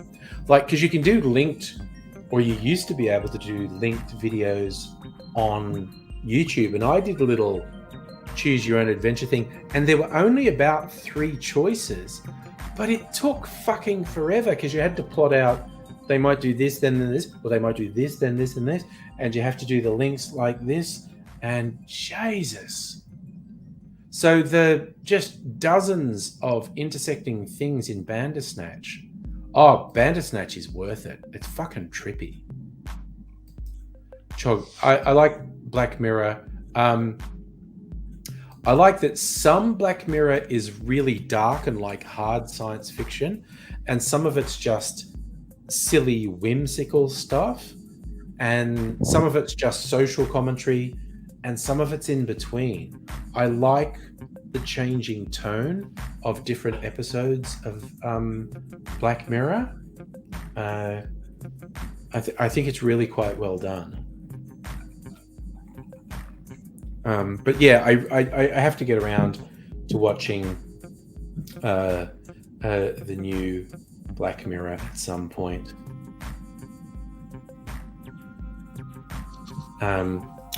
It's just, there's so much stuff to watch, quite honestly. And I keep myself kind of busy making cocktails for my cocktail channel. So that's the side effect, Pat. I'm creating art, and if I have to suffer for my art, and by suffer I mean get drunk, then that's the whole thing. So, Chog, you think Black Mirror? Yeah, I think the best Black Mirror actually poses really good questions about tech and society, and like the stuff it's posing is often not necessarily saying tech is bad, but it's just saying how people can end up interacting with it can be bad. I think I'm going to change the music. Feeding the ducks is... I'm just going to change it to lo-fi. Some funky lo-fi beats. Sorry, I think I missed the reference to Kind of Busy. Half entertained, half busy. But it's like my favorite sci-fi writing is really about exploring ideas of what's happening now. Like William Gibson, the famed cyberpunk writer, wasn't really... People think, oh, it's predicted the internet and cyberspace and whatnot. He goes, well, he wasn't really doing that.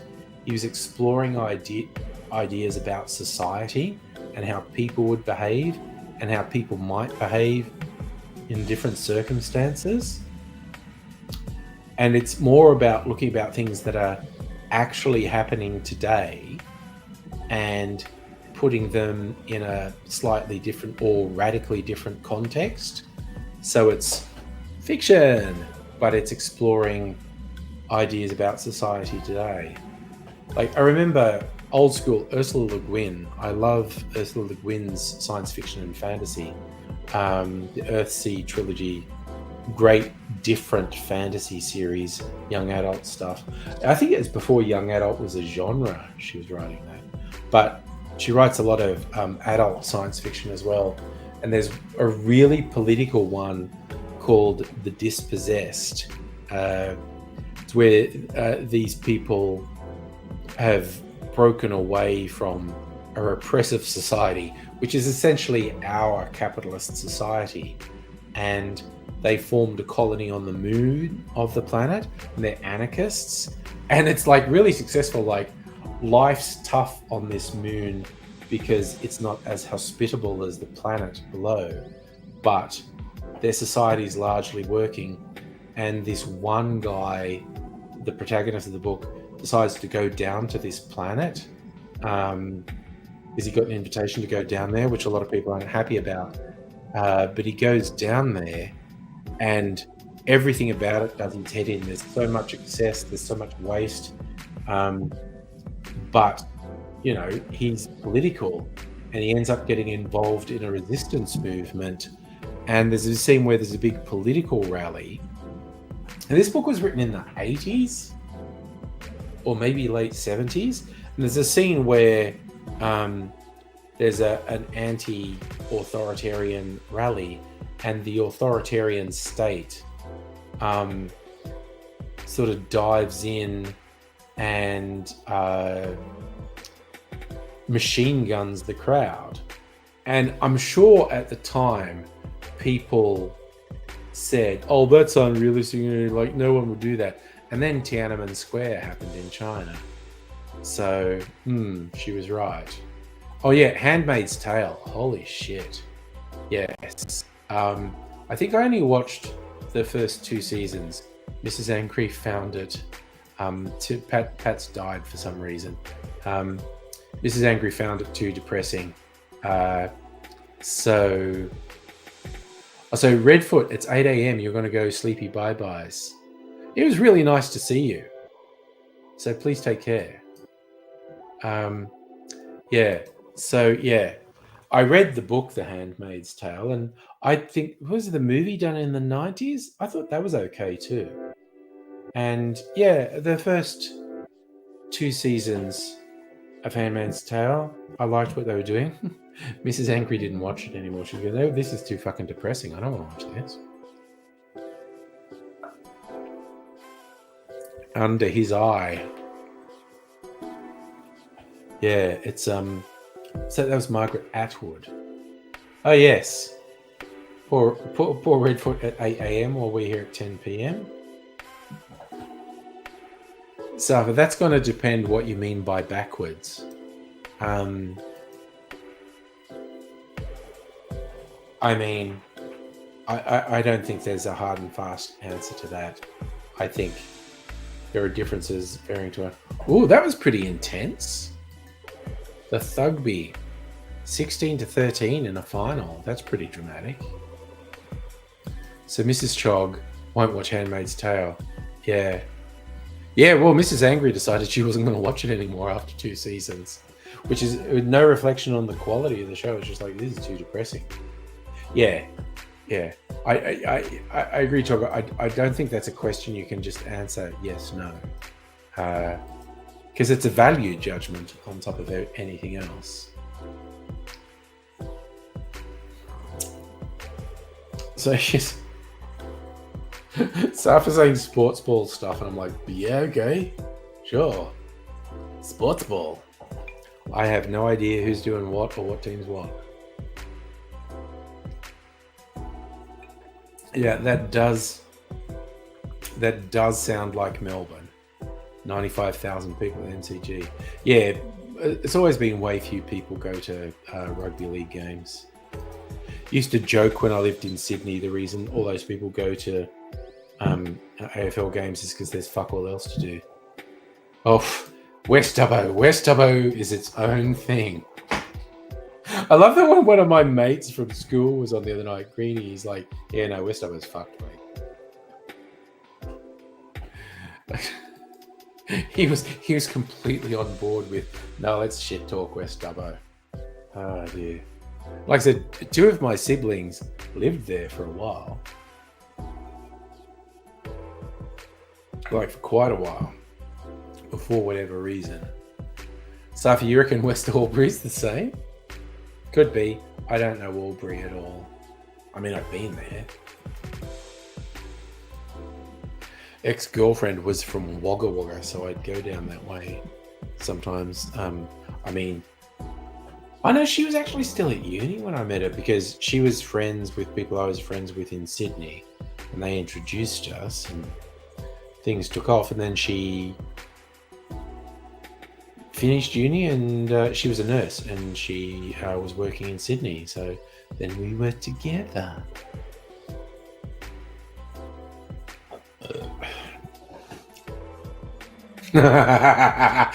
Look, you don't want to be comparing anything to West Dubbo, really. It's just like, I just, also, while we're just doing this weird fucking thing, we've decided that West Dubbo is weird. I'm just imagining just somehow this randomly getting to people in West Dubbo and going, who the fuck is this bloke? That's why I don't use my real name on social media.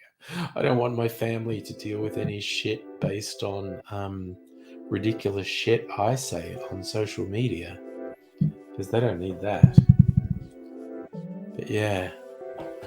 All right, so, okay, Chog, you're defended Lavington. Safa saying, no. West Albury, no. Oof.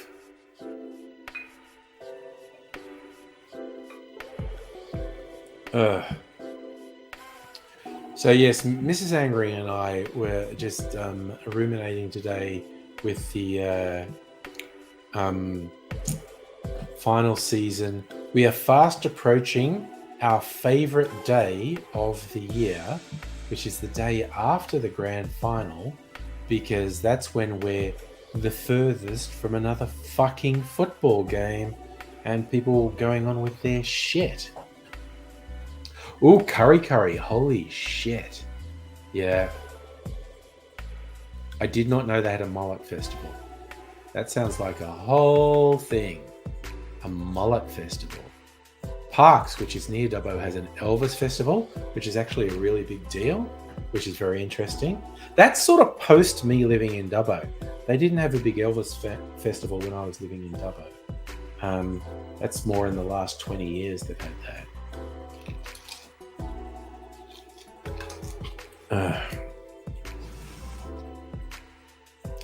Yes, home of the dish. Parks is home of the dish. Oh god, Nimbin.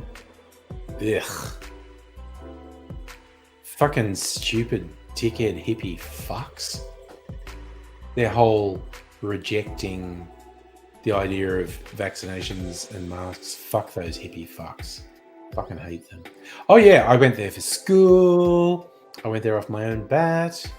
Oh, that's probably Mrs. Angry telling me she's going to bed. Better check that. Where'd I put my phone? Jesus, where did I put my phone? It's all the way over here. Yeah. Oofed. What are we doing? Oh yeah, God, I didn't bring my breathing machine because I was running late at the start of the stream. Okay, I'm going to disappear for a few seconds.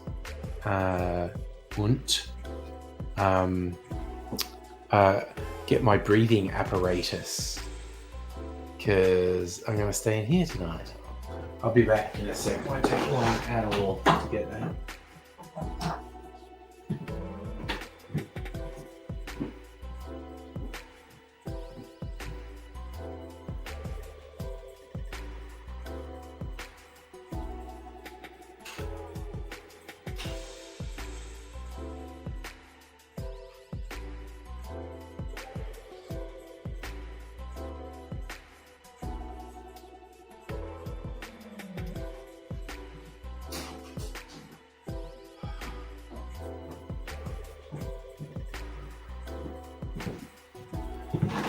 Breathing apparatus. Oh, Jesus Christ. I'll just put it over here for now.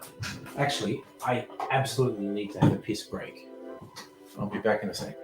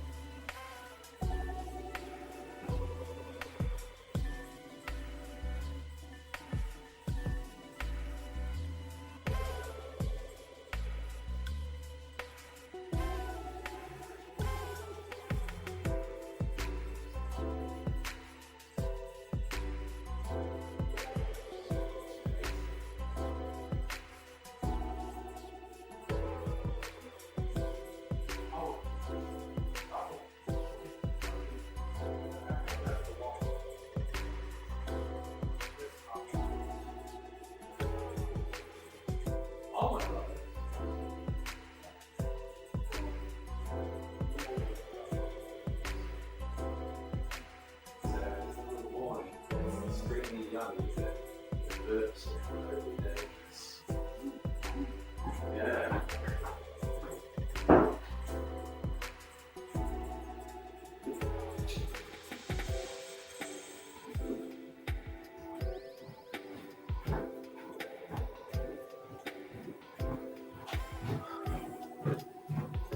Oof, honestly. Okay, I'm back. It's me again. Once more. I think I can sort this bed out, honestly, if I'm going to sleep on it. Okay. Oh, and actually, Chog, another great saying. Fitness is actually good for mental health. Mrs. Angry and I try to go on walks every day. Okay. I've got all these ridiculous fucking religious magazines Toby signed me up for. And I meant to chuck them out in recycling this week, and I forgot to. My God.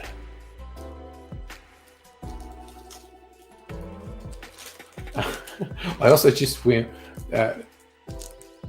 Because I talked up the truffle sauce I had for my dinner because it was really yummy. And so Mrs. Angry's thinking about trying to find some more tomorrow. I just warned her, the burps.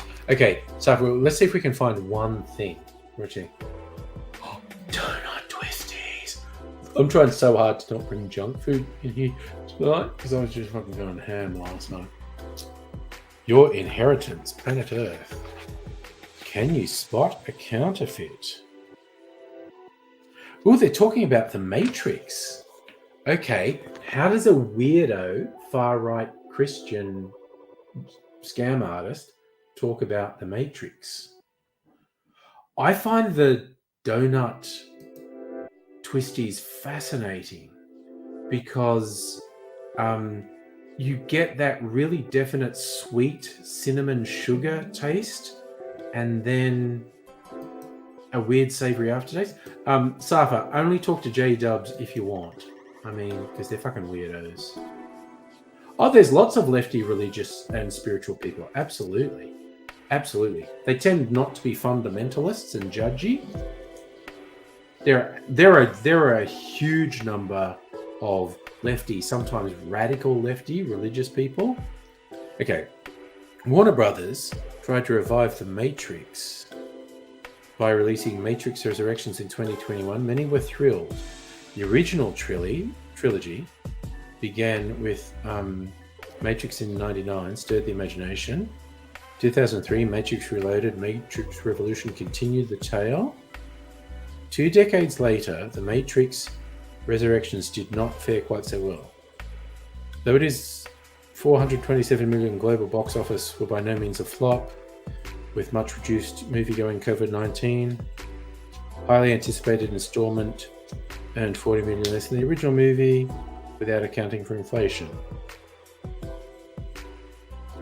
Yeah, honestly, I watched Resurrections. It wasn't terrible, but it wasn't great.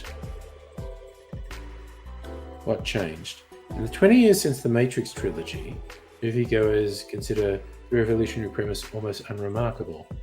Our modern world of AI-generated audiovisuals is no longer shocking. Continue to consider what you know or experience could be a lie to keep you from knowing the truth. It's a powerful idea and far closer to the truth, in italics, than almost anybody today truly realizes. Right, so they're saying we're in the Matrix. Yeah, they're just saying you're only not in the Matrix if you believe in God. Okay. Awesome. What do we see today? A mind-numbing variety of beliefs and practices that claim the name Christian, but cannot all be true. I fucking love it when these weirdo extremists shit talk all the other Christians. Because what they say is not untrue, but they're pieces of shit. It's really funny when a piece of shit says something that's not completely untrue.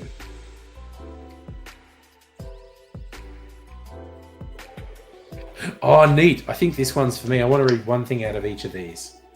Wine is a mocker, strong drink is raging. My dad's powerful testimony. Boy growing up, heard about the negative results of drinking alcohol. My father, who's in heaven, converted to Christ from a life of a drunkard. Drinking, gambling, and making moonshine whiskey. I already like him. By the age of 28, his life is out of control. First wife died. He was a drunkard. Had alcohol poisoning.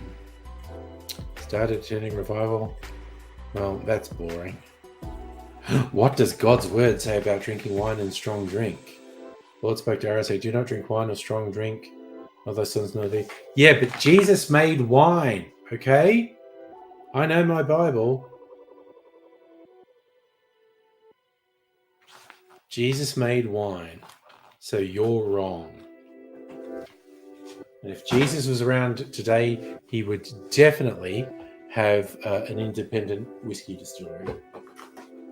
And I think he'd make gin too. Possibly rum.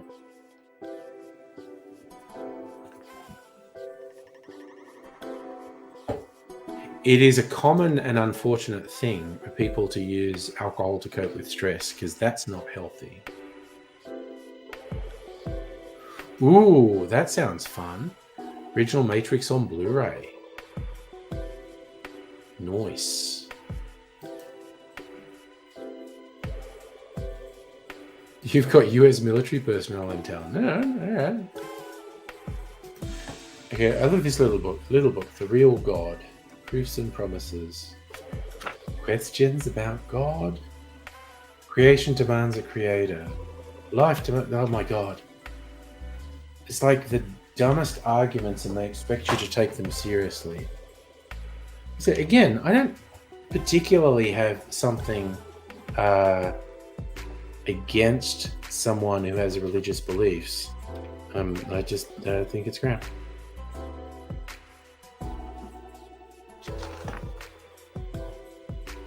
The Bible designed to help you understand the Bible. That sounds weird.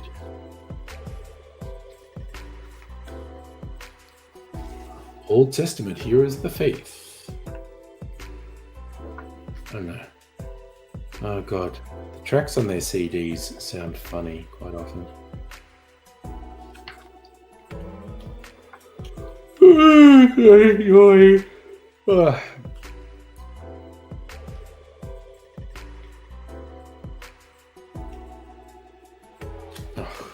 I kind of think, I'll read something funny from them, but Jesus, they're just fucking boring.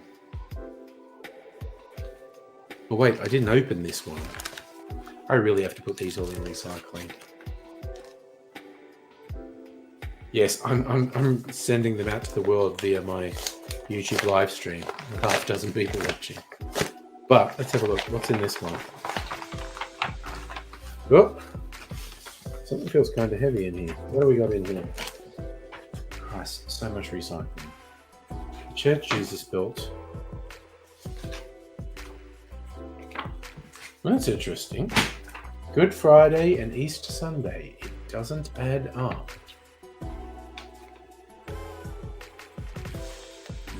So, Jog, you had a family member find out you were atheist.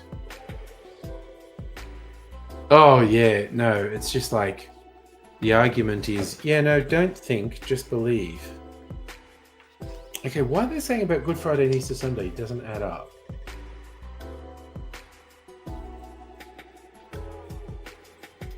About a billion Protestants and other biblical Catholics believe Jesus Christ was crucified on Friday and came up on Easter. Yet we compared to what Jesus himself said, 3 days and 3 nights in the heart of the earth. Who fucking cares, dude? Who cares which version of the fucking fairy tale you believe in? But I again, I've said it and I'll say it again. I love when these weirdo fringe just shit talk the mainstream. Because the things they say are not actually wrong, but that doesn't make them good and right. But it's still funny. The Evangelist. Celebrating 68 years this year. It's just like these people are such fucking scammers. Doctrine of Faith. How does the thief on the cross fit into your theology?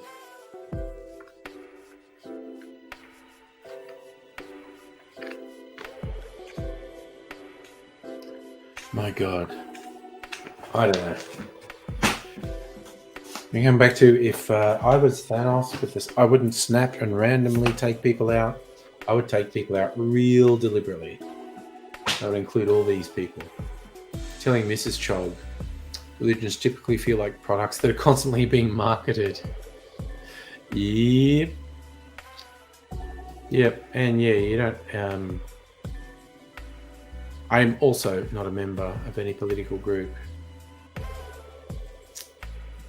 Oh yeah, I did see that Putin doing some sort of deal with North Korea. Seems dodgy as fuck. Oh. That's the old communist saying, religion is the opiate of the masses. Religion is used to keep the people downtrodden. So these just kept coming and I never even opened them. What's in this one? Let's see. It's the Evangelist again. I know my Lord is able to carry me through. He's able. Well, that's reassuring, isn't it? He's able. The weird thing is, this is mostly ads.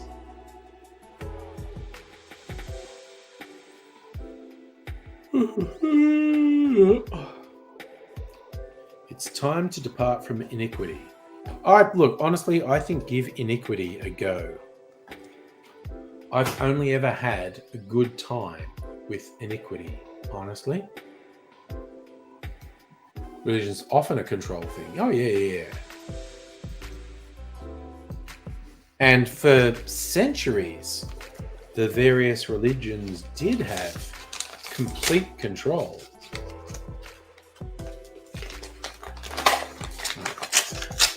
Another one. So Bluespoon 73-71. Jesus, there's some very close games. You're telling me the results are the Evangelist, Family Camp. Yeah, again, I don't trust any of these evangelists when they say family, particularly if there is children around. Don't trust them at all. Oh. Picture Bible for kids.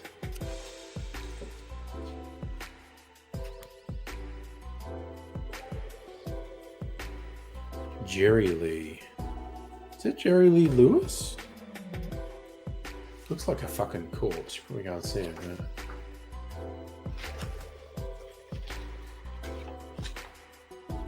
Inbox. So I gotta say, I hate when I start here on. I watched Jimmy Swaggart for over 40 years, and I don't know what I'd do without their programs. No, you're fucking lost. You're just fucking lost. Chuck, you reckon these days religions are a competent way to understand the world's erroneously people to unhealthy life decision? Yeah, you eat donuts. I also make bad life decisions on the regular. In basic terms, yes, religion's indoctrination. So, Chuck, you reckon you're closer to socialist than capitalist? Yeah, I mean, I've never actually been a formal part of any political group, but I'd rather work towards socialist ideals than the status quo of capitalism. Oh, Jimmy Swaggart. God, I can't stop yawning. I hate that. Oh, not even that tired. I just can't stop yawning. God will surely visit us. No, he won't. Fucking tool. God is able. Thank God. The Holy Spirit is our Parakletos. Something about these people are so fucking weird. They are so genuinely weird. There are still, I'm only halfway through this pile of shit. I never opened this one. It's just in plastic. Dead, wrapped in plastic. And I'm yawning again. God damn it. Oh. John 3:16. God so loved the world that he gave his only begotten Son. Whoever believes in him should not perish but have everlasting life. Verse remains a slogan. Thousands of different interpretations of this. Could it even be that many believers in a false Jesus who's not the Jesus of the Bible?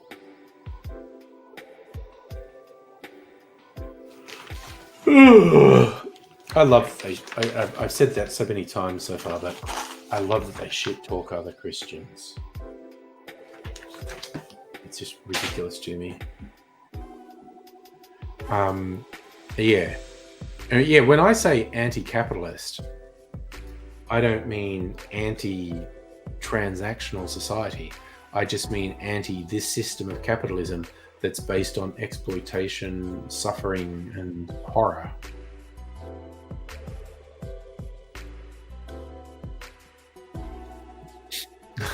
God so loved the world, demanded human sacrifice, established the blood culture. Yeah, I mean, the Bible is a freaky fucking publication, quite honestly.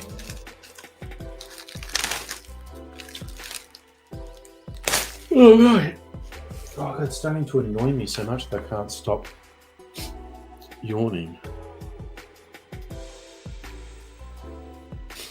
What's that? 17,670,000,000,000 miles. This picture of space. So, like, believing in science. Oh, extinction crisis. You know, the only way to stop extinction is to overthrow capitalism. Ooh, there's a section on porn. Protect your family from this hidden enemy. I don't think porn is a hidden enemy. I think it's right out there in the open.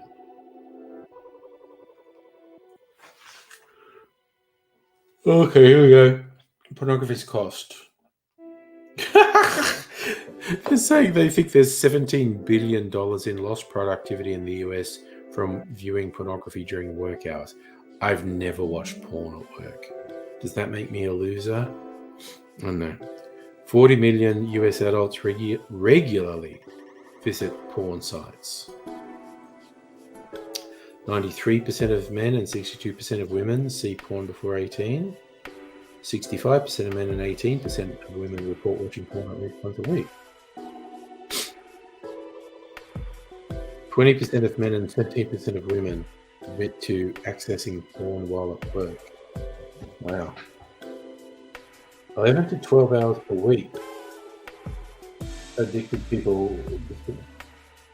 How can you watch that much porn? 11 to 12, like 2 hours a day. That's wild. 1 in 3 visitors to an adult website's a woman. 35% of internet downloads are pornographic. Fun statistics. I don't know if they're true.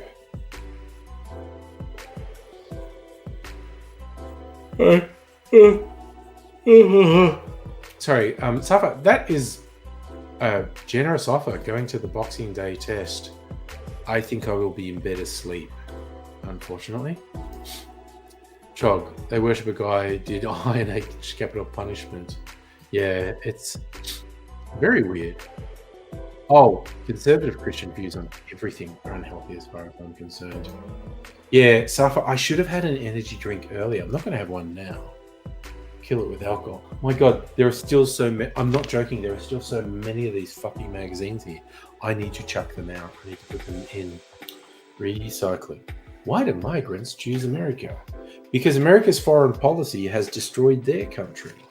I'm not even looking at them. What the fuck? I'm going to check them out. Israel turned 75. Again, the attraction of evangelical American Christians to Israel because it figures into their apocalyptic worldview. And Israel are just going, yeah, you know what? We don't care. We don't care that you think we're actually the source of the Antichrist. If you actually give us billions of dollars to subsidize us, we'll take it, even though you're fucking weirdos who actually hate us. Yep, no, that's all. I'm not even holding on. I'm fucking done. Chog, I live in like the most Jewish area of Australia, right? And I have been proselytized by Jewish guys around Passover and whatnot, and Hanukkah, going for walks. But we do occasionally get J-dubs or Mormons at the door. And I don't know, you could possibly say it's irrationally angry at them for doing their bullshit in an area that they know is really Jewish. I think that's really offensive. Getting really offended on behalf of my Jewish neighbors.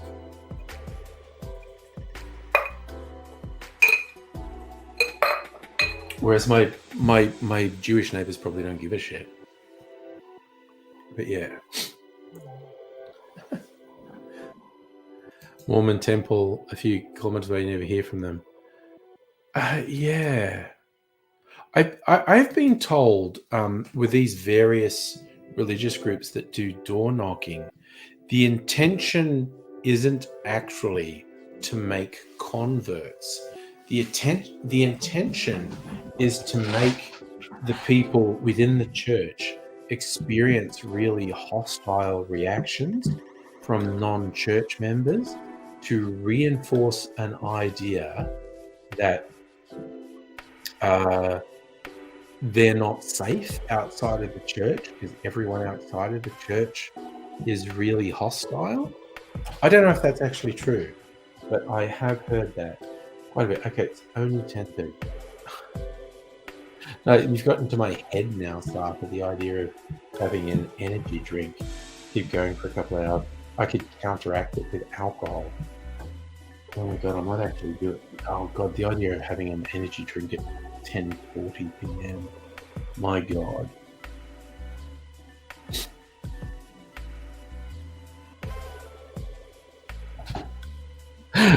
Sorry, Toby, do you have kids who don't believe you're older than Google? Yeah, when something's been there your whole life, I think it's been there forever.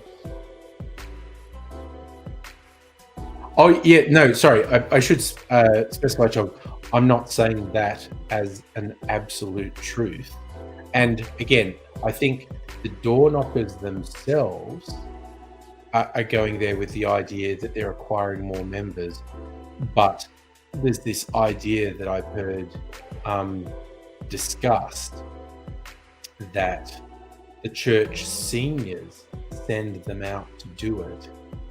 So they'll experience this negativity and they'll come back to the church for protection. Yeah, it's like the actual people doing it wouldn't do it just to get a negative reaction. They think they're going to convert people, but it's the seniors in the church who are literally just exposing them to hostility. That's the theory. Oh, I might just get some Mountain Dew. I had some Mountain Dew out there.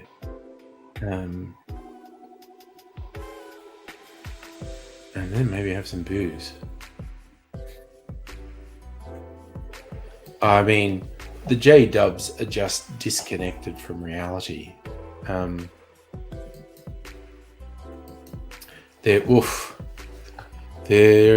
buddy, they are just so off the trolley, those people. There's not really much to be said for them. All right. I'm going to disappear momentarily. Maybe get some more ice from the glass. Because it started to melt. And I think get my Mountain Dew and have a drink. And actually, I feel like mixing up a drink. Not making a video. I don't want to make a video. Just get some stuff. Yeah, no. We do. One balances the other. Some caffeine and some booze. Anyway, I'm going to go get Mountain Dew. Not a full-on energy drink. When I get some Mountain Dew. Oh, I won't even put anything on because it'll only take 30 seconds.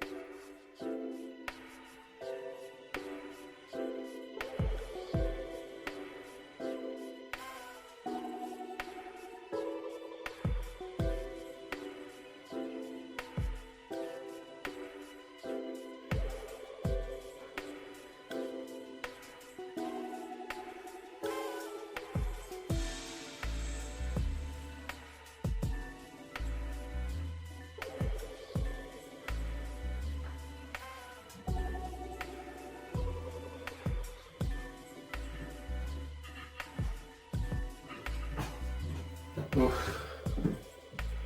Okay, so I weakened and got the turtle chips too. Oh my god. Hey Greenie, sorry I was literally out getting supplies. I needed supplies. I'm just getting supplies. So 2 coffee martinis before bed while on holiday. Yeah, no. Caffeine will fuck you up. Yeah, it's turned into a junk food stream again, but got these really luridly coloured melon water dew. Water dew? Mountain Dew. Watermelon Mountain Dew. Jesus Christ. But I've had this before, and it's actually pretty good.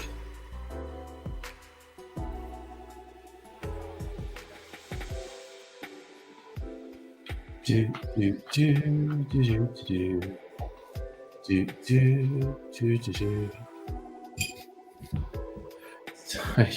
get the espresso martinis. You hiked a volcano the next day. Oh my gosh. Hike a volcano on 1 hour sleep. That does not sound good. Look at that color. It's like radioactive. This is Chernobyl soda.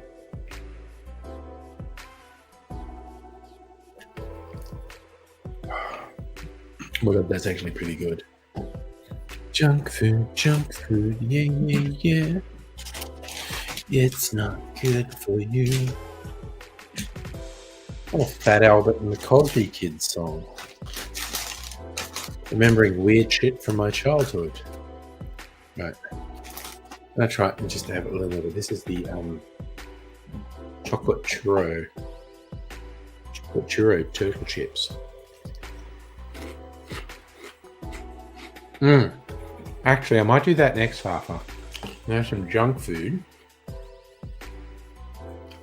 And some Mountain Dew. I might have some port. Hey, Greenie. How you doing, bro?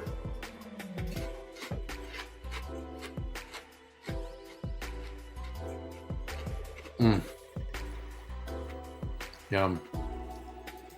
Oh, yeah, well, yeah, no public transport like inquiry. There's none in Dubbo either. Okay, technically there were some buses, but I never knew where they went. Useless. In the car at 16, I had, I suppose at 17, 18, I had a Volkswagen Beetle that was older than me. It's from the early 60s.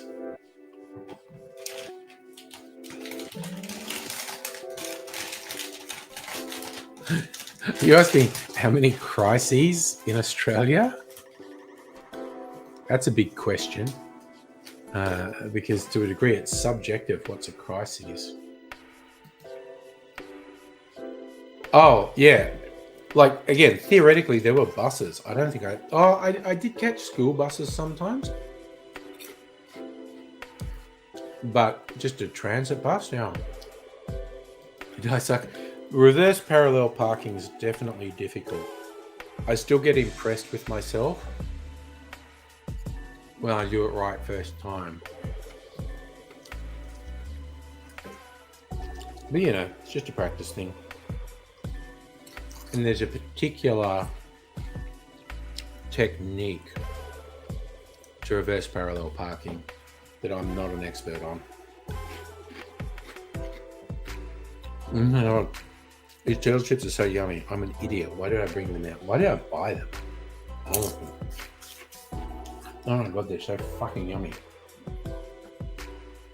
I could just eat myself into oblivion.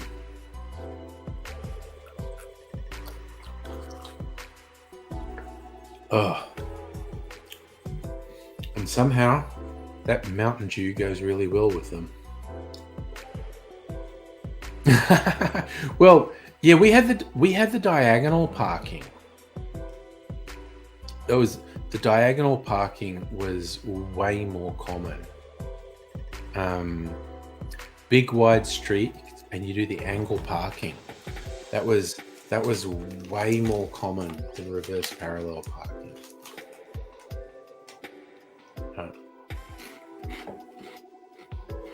You know, it is what it is.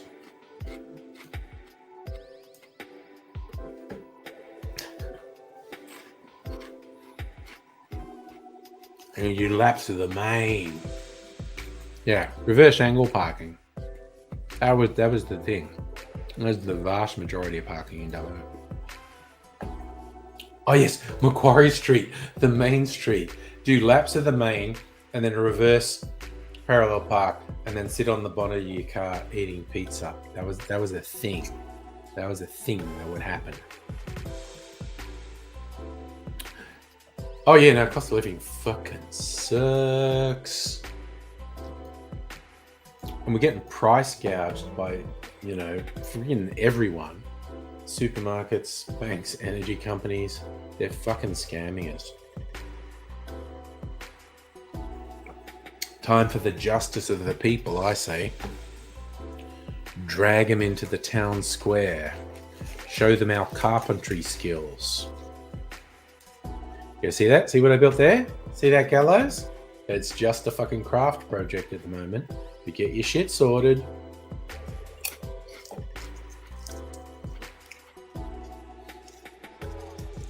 I mean, I don't mind joking about things like that, but in real life, it's obviously a bad idea.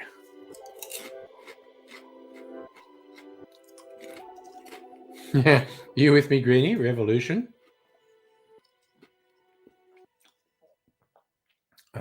Safa, why are you obsessed about mango drinks? I said this is a watermelon drink.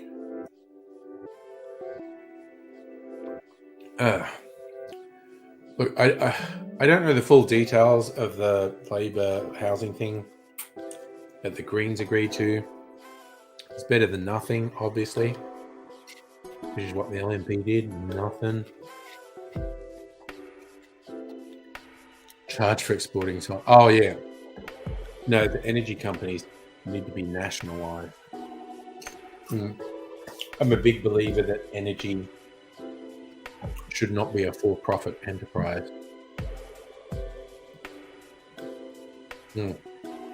I'm sorry. Those turtle chips are just blowing my mind. And it's going to be a major effort of willpower to not keep eating them. Felix TV on Twitch. What am I eating?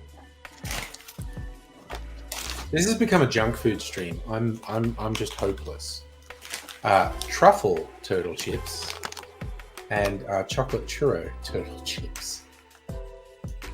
Someone help me, I have a problem.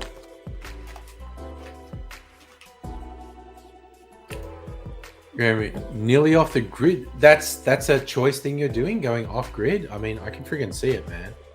I understand the appeal of it. You're looking at the house batteries to get off the grid? Yeah. Oh my God. I swear to God. Just the idea of the energy thing being for profit is just an abomination. So me holding the turtle chip bags should be the thumbnail. I did do that the other night with the twisties. I didn't know how, and those are big bags. I'm gonna try and stop eating them. It's just they're so light and they're so yummy. It's like they feel like nothing. They just dissolve and they're gone. And the really intense flavors just hit all the pleasure centers of your brain. Worst combo. Oh yeah, mukbang channel. Hell yeah. I don't have a Freddo Frog, but I do have some really good chocolate biscuits, like some fucking exceptional. I'm not getting them. I mean, I'm really, now I think about it, I'm really tempted, but Jesus Christ. I think mukbang is hilarious. For those who don't know, it was a thing that was started in South Korea, and it was really popular because people were feeling really isolated and alone. People would just eat on live streams, and the big thing was to have just a lot of food and eat all these different bits of food. It became really popular. Vaguely sexual. So Greenie, you gotta fill your water tanks. Oof, man, that's a constant struggle. Tanks could run dry, and you have to go back to town water. Waiting for rain or for the neighbours to go on holidays. So you can fill the tanks from the tap. Oh man, no! Don't start a mukbang channel. Yes, no, it would be bad. We don't want to do that. This is my blood orange drink, Safa. I'm still letting this go. I'm going in phases. This has been in here, I don't know, for about a week, and I'll leave it for another week and put it in the barrel. And the barrel I'm putting in, I just put it through its paces to make sure it had no leaks because I hadn't used it for a while. And it currently has some cheap red wine in it, seasoning the wood. and I'm going to leave that in there for about a week, and then drain out the cheap red wine and put the blood orange drink in the barrel and leave it for, I don't know, a month? That's what I'm thinking, a month. But I might taste it every week or so to see what it's like. But this is a big epic project.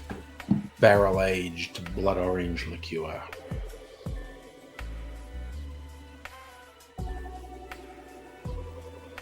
Wait. Where did we get into territory? 12. It's about 19. Temperature. Where's my phone? What do I do with my phone? Okay. What is happening? Temperature-wise, what's bomb? 13.7. Feels like 13.6. Tomorrow's going to be 25. 23, 21, 26. Then 17, 15, 17. Oh, everyone who's gotten into this warmer weather will complain like little bitches mid next week when it gets cooler again.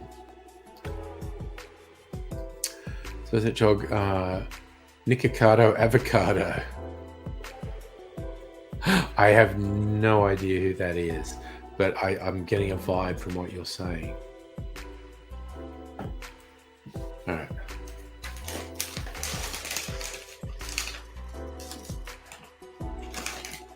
Just trying to have little nibbles.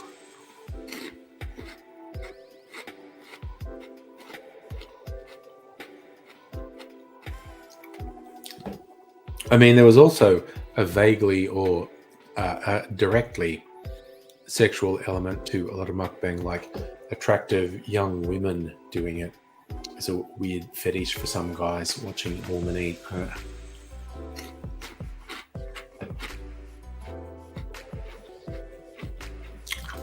Nikocado avocado. Well, I can look him up.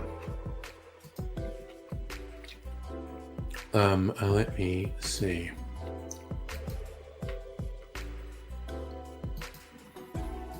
I'll do a search. Nick. Oh, there you go. Nico. Auto completed to Nikocado avocado. Oh no. Okay, so he's a huge guy. No.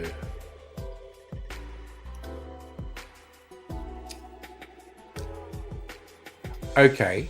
Now, weirdly, along with the Nikocado avocado stuff, is a video of some woman who's painfully anorexic, like life-threateningly anorexic.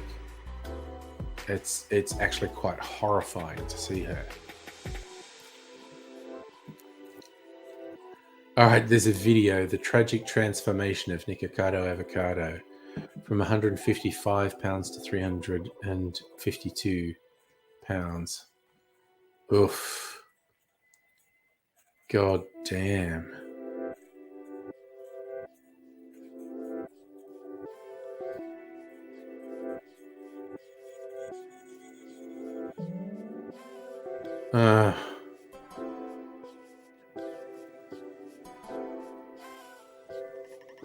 All right, that's disconcerting. That is extremely disconcerting.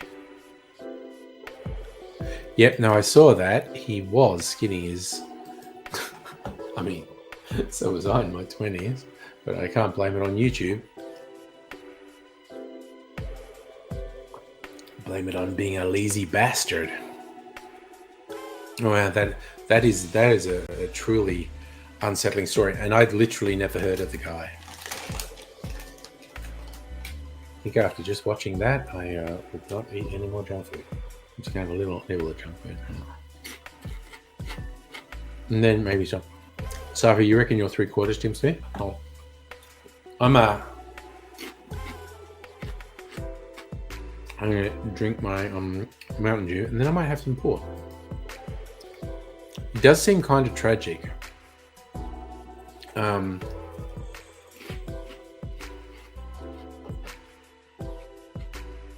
It does not seem good at all. Very, very worrying what people will do to themselves for attention. Okay, I have decided the savory ones, the truffle ones are the dangerous ones. Am I familiar with the Hawaiian ginger Israel Okimawakele? Played the ukulele. There was a huge guy who was really popular. Chog, hitting the sack. Thanks for hanging out, man. Look after yourself. Catch you later. Let me see if I can find who you're thinking of, Greenie, because I think I know. Ukulele is. Yes. No, I do know. Yes. He particularly had a big hit Somewhere Over the Rainbow. Kamakawiwo Ole. Kamakawiwo Ole. And he was particularly famous for his version of Somewhere Over the Rainbow.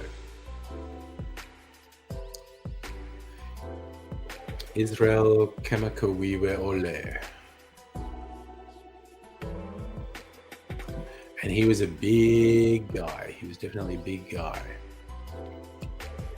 Yes, and Wonderful World. That was another one. Muslim, how are you doing? Just chilling. Yeah, he Israel. He was a very big star in Hawaii. Died quite young. Big guy. Okay, I'm kind of taken with that Mountain Dew, honestly. This is only taking a moment. You're chilling? I'm chilling. I'm thinking of being really stylish and drinking some port.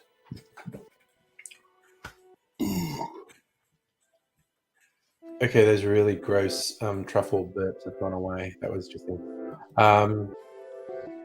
I did actually make a couple cocktails earlier on, and they were both good. I made some good choices of what cocktail to make. Oof.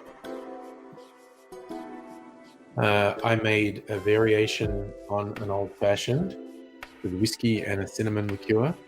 And then I made a rum drink called Across the Pacific. And that was really good. Like, I really liked that. It was really good. And I made videos of those, and they'll fucking do me. And I'll edit those. I did. Oh, you're very attentive. I trimmed my beard quite a bit, actually, and decided I preferred it. Oh, okay. On average, Safa, the alcohol percentage of a cocktail tends to be between 15 and 25% ABV. There's a lot of variation. In fact, the Difford's Guide website is quite good. They try to rate the alcohol content. So like I'll bring it up. Like so like a Godfather cocktail on Difford's Guide website. It breaks it down. 2.1 standard drinks. Okay, so that's actually, man, that's really strong. Oh, okay, so yeah, that's like almost 29% ABV. That's a really high proof alcohol.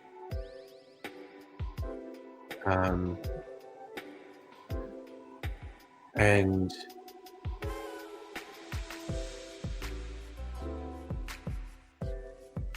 so, okay, here's a riff on a pina colada called White Lotus.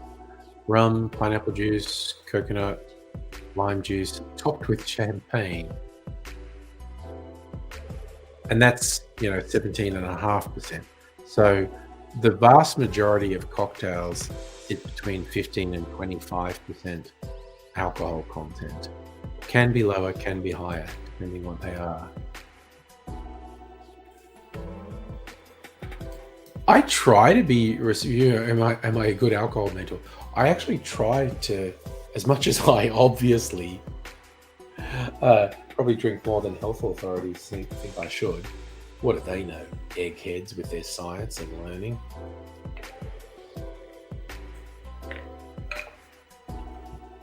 But I try not to be, unhinged.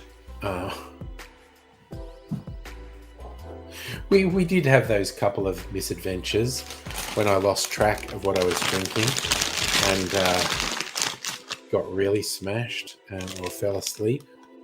Those things. But I'm actually fucking closing these bags. I've got a little peg. I'll just close them. And hopefully not open them again. Oh God, please. Actually, bring up. I was going to say, don't bring up ham cider, but bring up ham cider. Ham cider was hilarious. It just fucking went off. Cypher, stepdad red wine. It's boring. I agree, actually. No, port's way better than red wine, man. Port's way better than red wine. All right, I'm going to get some port from my barrel. I just need to get a stylish glass to have it in. I have several stylish glasses. Just got to decide which one. This one. I'll just put it in a Glen can. All right. Just got to go over to the barrel, and I think it's this one. I think it's this one. Have a look. Yep, that's port. Delicious dark port. Alright. Oh, fuck yeah. Oh man, that's good. Alright. Storing my port in a barrel.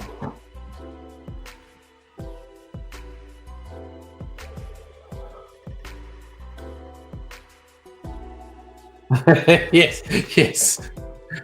Now I get what you're saying. The ham cider just went off. Just fucking went off, man. The ham cider went off. It was off. It had gone rancid. Seriously, if your effervescent cider tastes like ham, something's gone terribly, terribly wrong. It will forever be in my memory. And look how dark that is. It was pretty dark to start with. It sort of sticks to the glass. It's got even darker by sitting in my barrel for a while. Oh man. Like honey and wood polish. But in a good way. Like sometimes the descriptors for the aroma of alcohol and stuff sounds like it's being bad.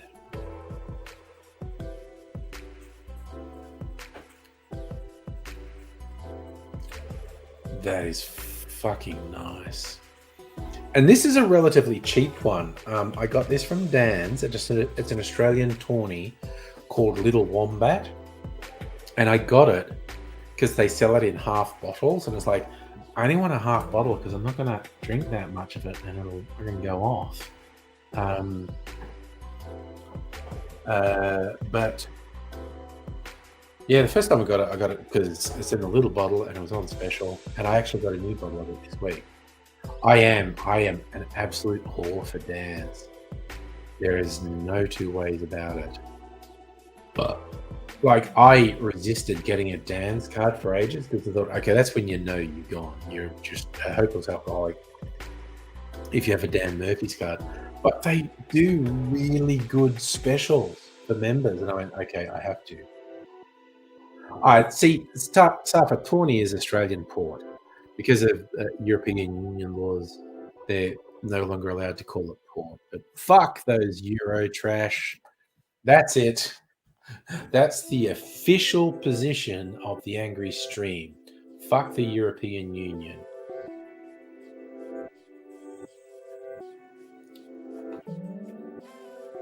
Mm. Oh yeah, man, that's fucking nice. Okay, now I want to look up a port cocktail. And because I have been experimenting with port and sherry cocktails. They've been really good. So my wine, port, tawny. Go, give me some tawny port. 68 recipes. Brandy Sangaree, that's a classic. The Beatnik, that's one I made recently that's really fucking good. Oh my god, port with an egg. A flip, a port flip. What's in a New York flip? Whiskey. Oh, I need a little bit of port and an egg. That's like real simple eggnog, basically. I think it should have more port in it. Only half a shot.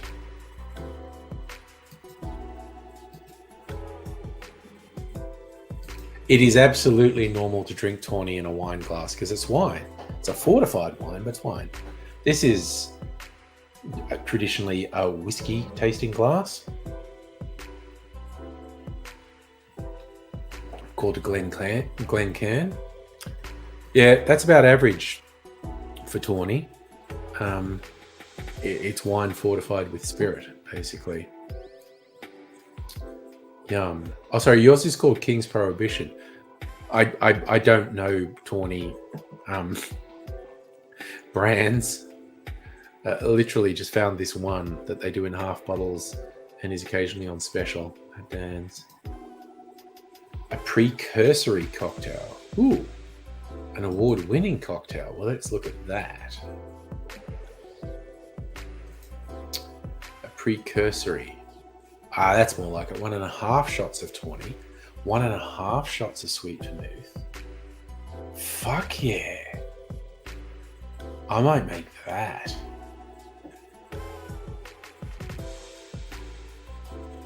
I'll just have to get some lemon juice, which I do have out in the fridge.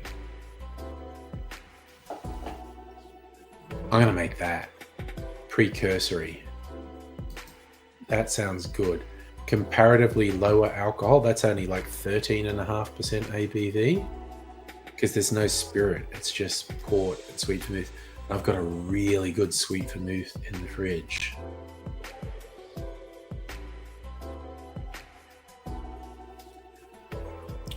No, so I haven't heard yours, but I just don't know brands of tawnies because I don't drink that much, but I'm fucking enjoying this. I'll tell you what. You're a ledge, Mustafa, leading me there. Dan's does tend to get busy, but I always look like when I go to the supermarket, because you get the ones attached to the Woolies and the Coles, and they sometimes have unadvertised specials that are really good, because Dan's does the thing where they beat advertised specials.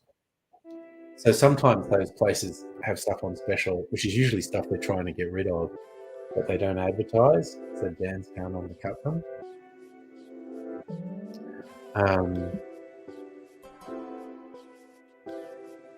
Tim Smith on port? Why the hell not, mate?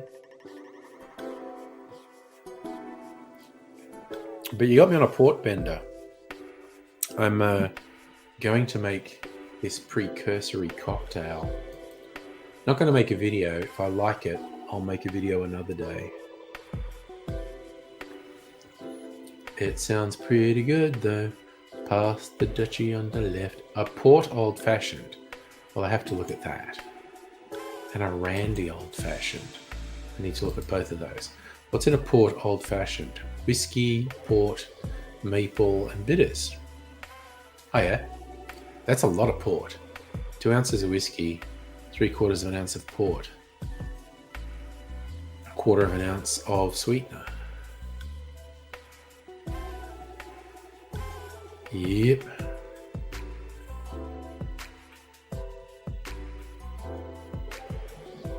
I could try it. And a randy old-fashioned. Oh, brandy. Yes, okay. And that's 60 mils of brandy, and 30 mils of tawny. Oh, and a dash of absinthe. Okay, I don't think I want to drink anything before. I might make it another night, though. No, I've never drunk on a flight.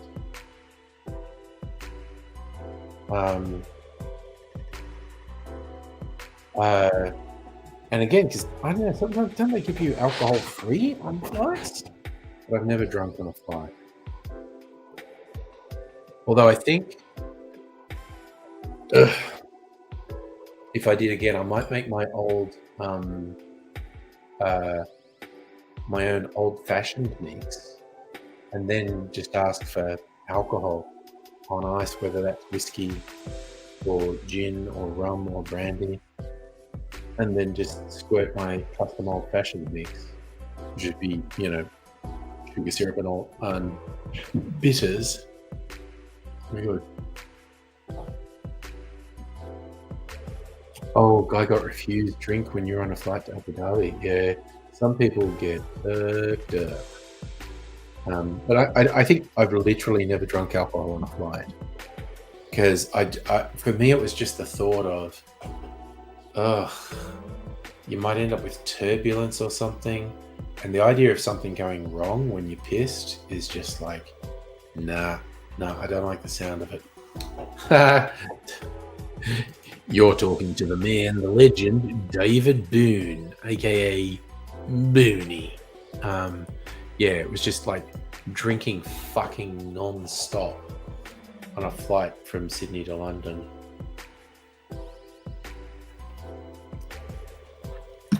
Top tier international sportsman. My body shape, I'm not joking. Booney was my body shape and a real fucking serious drinker. And yes, Safa, cheers to us port drinkers, aka Tawny.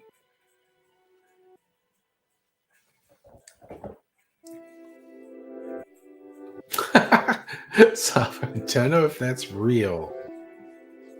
It's worse if you travel towards Australia. You'll find towards Europe. I don't know. I'll reserve judgment on that.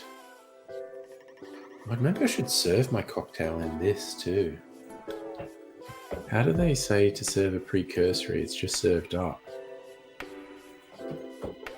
Let's serve it in this.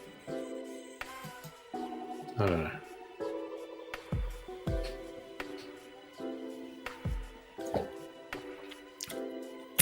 All right. Oh, I do have to actually go and get my sweet vermouth. And it does say to put a teeny bit of lemon juice in it as well. The lemon juice is in the fridge as well. All right, fuck it. I am gonna make that. All right, I'll just leave the music playing. Cause I won't be gone for long. Just got to go and get 2 things in the fridge. What's this doing? Is it just melting? It's a little bit flavorful. All right, leave that for now. I might put my cherry in my port drink when I come back. All right, I'll be back real quick. Oh my god, there's a big pile of religious magazines on the floor.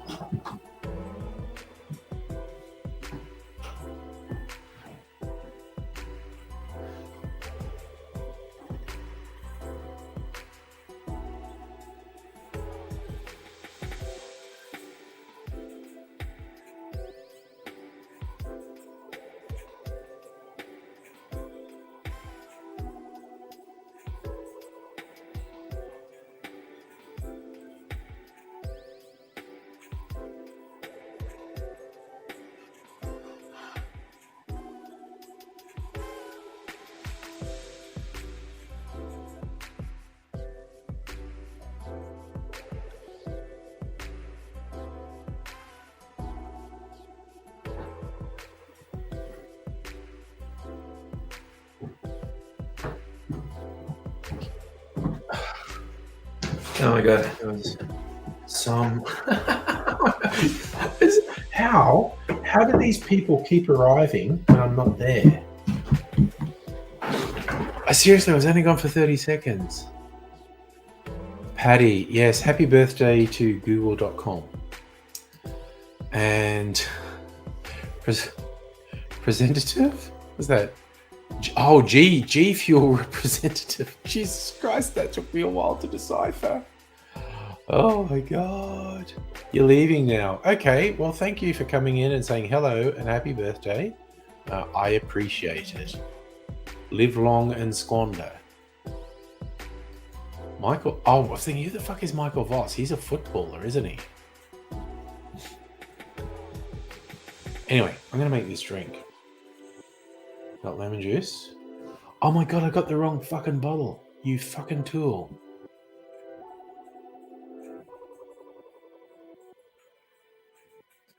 Patty, you're the goat.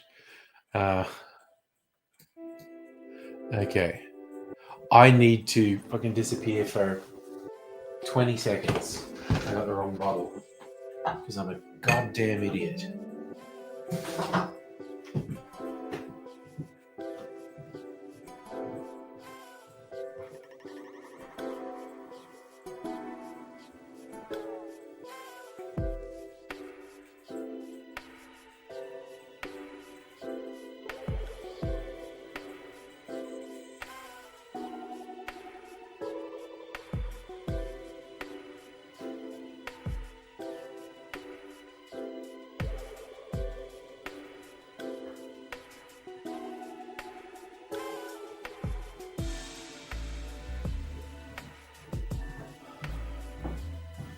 Okay.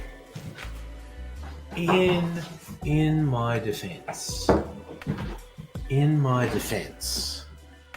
they're made by the same people, and the label both says Unicode, and it's red.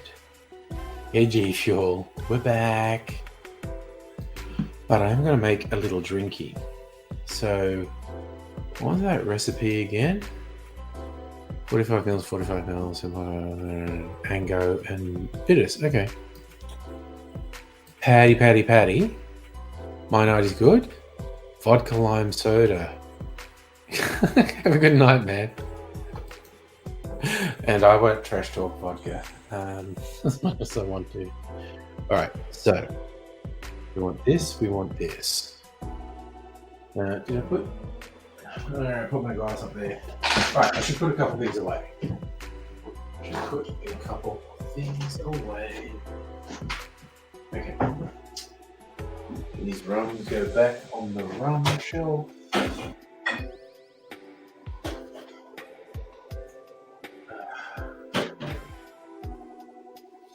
Okay, got my measuring jigger. Go get 45 mils of the 20 in the barrel.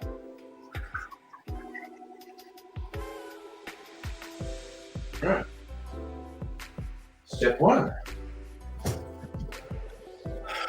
Okay, this is a shaker. Shakerado. There's got a bit of a residual from that. That's okay, I don't care. Okay, pouring.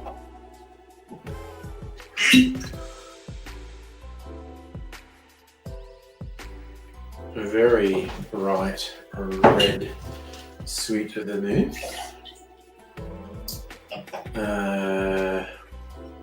Okay. 7.5 mils of my sugar syrup.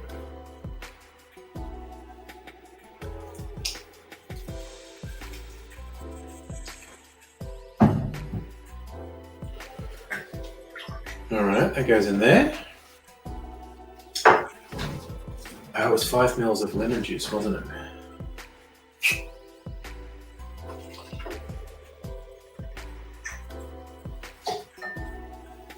Right, mango and orange bitters.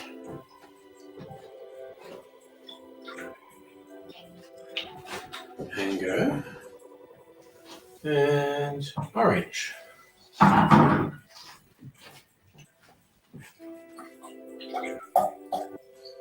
All right. Now I'll just double check if I forgot anything in the recipe. Do a shot. Patty, this is chill out night. This is party night and new thing. No, not doing a video. Oh, okay. Awesome, Patty. I am so lucky. Bill Gates's kid's on and is gonna. Okay, I'd be a fool to not do it. I'd be a fool to not do a shot for $1 million. In the meantime, I'm just going to check this cocktail. So port, sweet vermouth, sugar syrup. Yep, I'm done. Okay, just got to shake it on ice. See, and there's the backup. G Fuel knows Patty personally, definitely Bill Gates' son. And thank you, Safa, for the vote of confidence being cocktail in. But I'm being offered $1 million to do a shot. These guys are legit, I can tell. Anyway, I'm just going to shake this cocktail. What am I doing? Oh, I know what I'll do a shot of. I don't believe I'm doing it, but I'm going to. All right. Ice. Fuck that dude. Ice, spice, beer. All right. Let's do this. Shake this beauty up.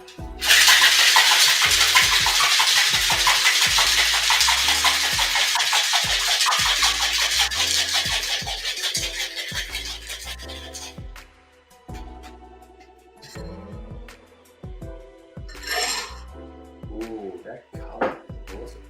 Okay, I hope that glass is big enough. It's kind of working on the principle it's big enough. It is. Okay, it's deceptively big. Okay. Alright. Oh man, that looks really good. So I got my classy cocktail. But because Bill Gates' son, I think Patty's winding me up. Look, I'll get a shot. I'll get a shot glass. My shot glasses are in here.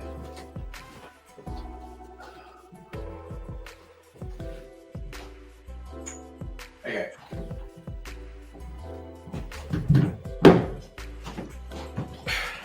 So, I've got my skull shot glass. I'm not doing 2 shots. Got my black bottle moonshine. There you go.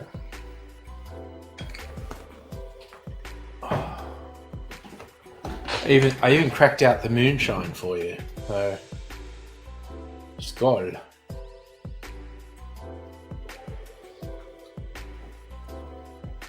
Oh, goddamn. God damn.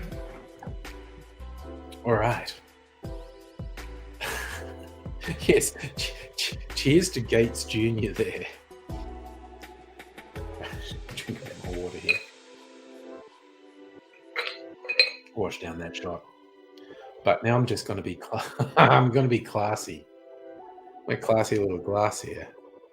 It's even got a little head. It looks like a little beer.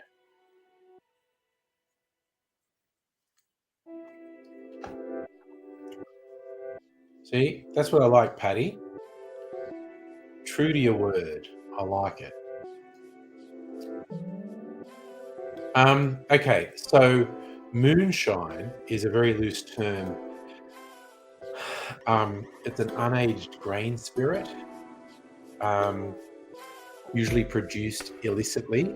When it's not completely illicit, it's like the first stage of whiskey production. Well, second stage. No, the second stage. The first stage of whiskey production is actually beer. It's a brewed thing from grain, and it's essentially beer without the hops in it, and then that gets distilled, and then what comes out of the still is aged in barrels. But before it's aged in barrels, that's moonshine, more professionally known as new make spirit.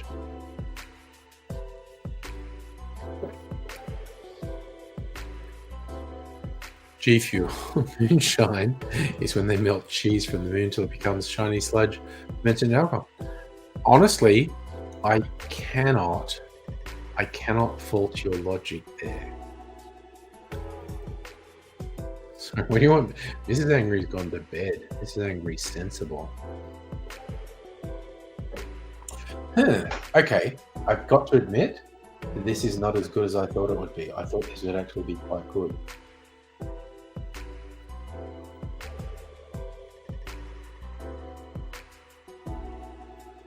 I'm more than a tad disappointed with this. Unless it's just that I fucked my palate up. I'm gonna have a bit more water. Yes, Sarah, 46.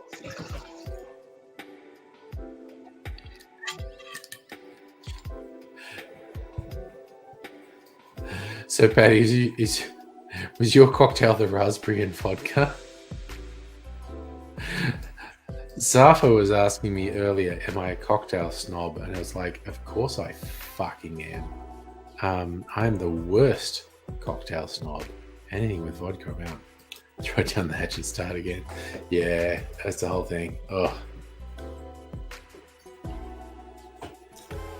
Yeah, I was having this conversation earlier. Like most of the time, at least 9 times out of 10, I can pick when I'm going to like a cocktail. And I thought I would like this.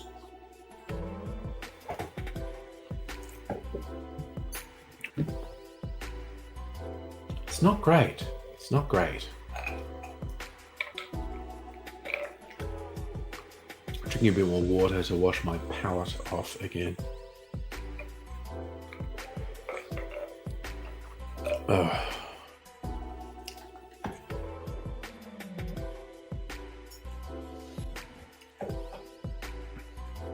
I like that one, Patty. You got a new cocktail recipe, a Skinner of New.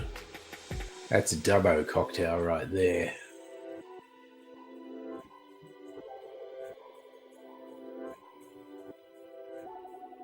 The weird thing is, Safa, around the world, most of what is marketed as vodka is not made in Russia. Only a really quite tiny percentage of vodka consumed worldwide is from Russia.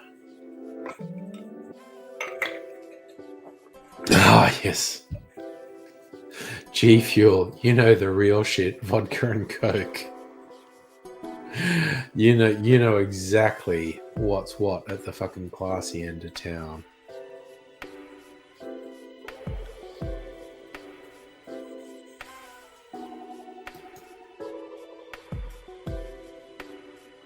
I'm not laughing. That was the sound of enjoyment. The sound of enjoyment at just such a quality beverage, vodka and Coke. That was just an expression of pure joy and positivity.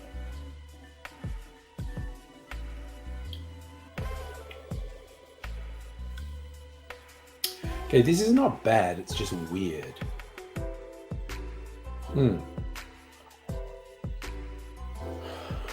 Again, just disappointing because I was quite sure I'd like it. It was like, Well, Heine, are you watching the Formula One?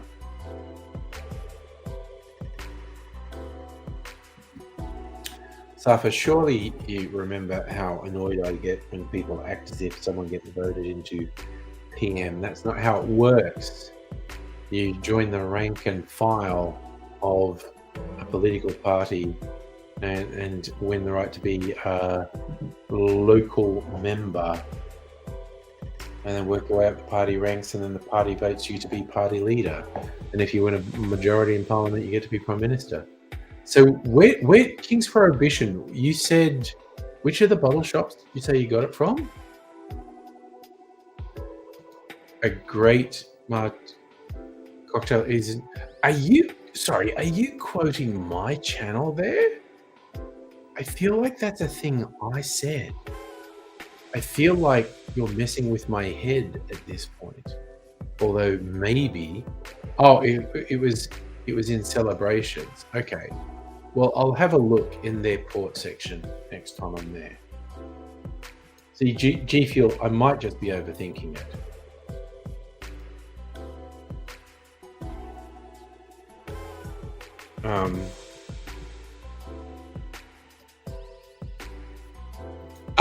You are! Honestly, you're both very funny. I am enjoying the fact that you're fucking with me. I am seriously enjoying it. Oh, it was first choice. Okay. Well, I'll just try the smaller bottle shops anyway. You're Tim Smith. That's fair. Sorry, thoroughly appreciating you lads on Twitch. Cheers to you.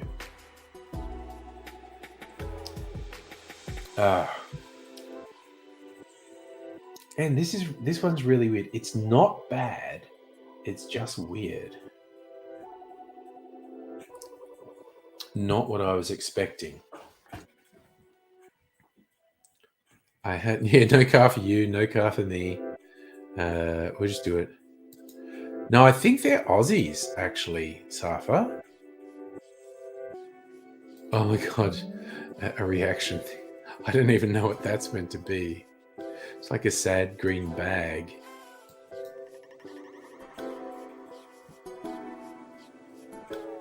I've just got to try and remember was it Royal something? Your King's Prohibition.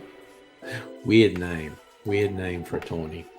I got to try and remember that when I look in the independent bottle shops. I have a couple of square bears.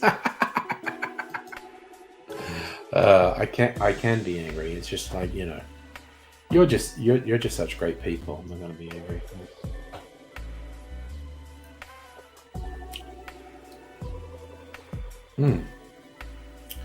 I am in Melbourne.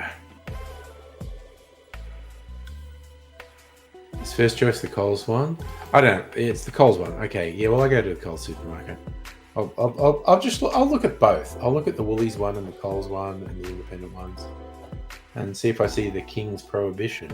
I will definitely fucking forget that name. I'll just be looking at the 20s going, it had something to do with royalty. And then I might recognize it if I see it. I'll just be going, yeah, it had something to do with royalty.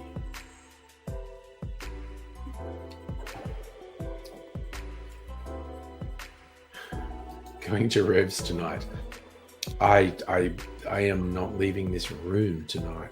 That's a lie. I'm going to go out and I'm going to have a piss in a minute. I really need to have a piss.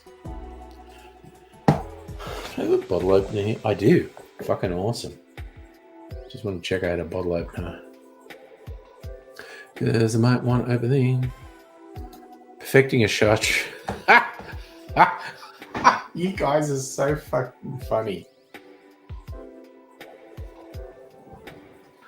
I swear to God, if you'd come in doing this stuff when I was a little bit more drunk, I would be super fucking confused. Oh my God, you guys are funny as fuck. Thank you so much for coming in. I'm really enjoying it. You're looking forward to a full license because then you're allowed to be 0.05 when you try. Oh my God. Okay, I should. Oh no, I think should I get more ice? I can just use this ice. You can do me another old-fashioned variation.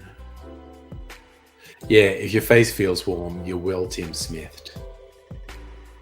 But yeah, we're coming up to midnight. We're doing okay. So what's next? Do I want to do a randy old-fashioned? Just really get into the fucking tawny. That has a little bit of absinthe in it as well. Ugh. I actually think that I do want to do that. I want to do that. A randy old-fashioned. I'm feeling a bit randy. Randy Andy. So it's cognac and tawny and syrup and absinthe and Peychaud's. I mean, I can do that. Oof, I will be fucking done though if I do that. That's for real. I will be absolutely done if I do that. Ugh, maybe I should put the chickens in charge and go and take a leak. Pee break, second one. But I've also been going 4 hours, so that doesn't feel quite so bad.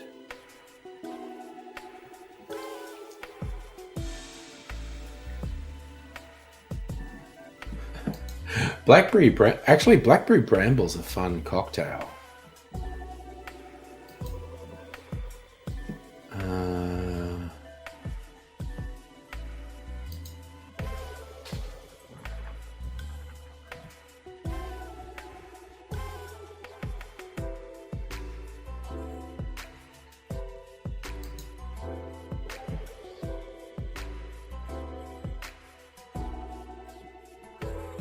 I do quite like a bramble as a cocktail. So it's basically gin, lemon juice, sugar syrup, and blackberry liqueur. It's quite a nice drink, quite honestly.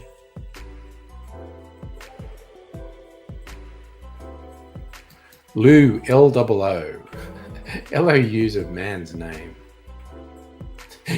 You found one from a guy called Angry Cocktails. I just love how much you guys are fucking with me. This was unexpected and most enjoyable, quite honestly.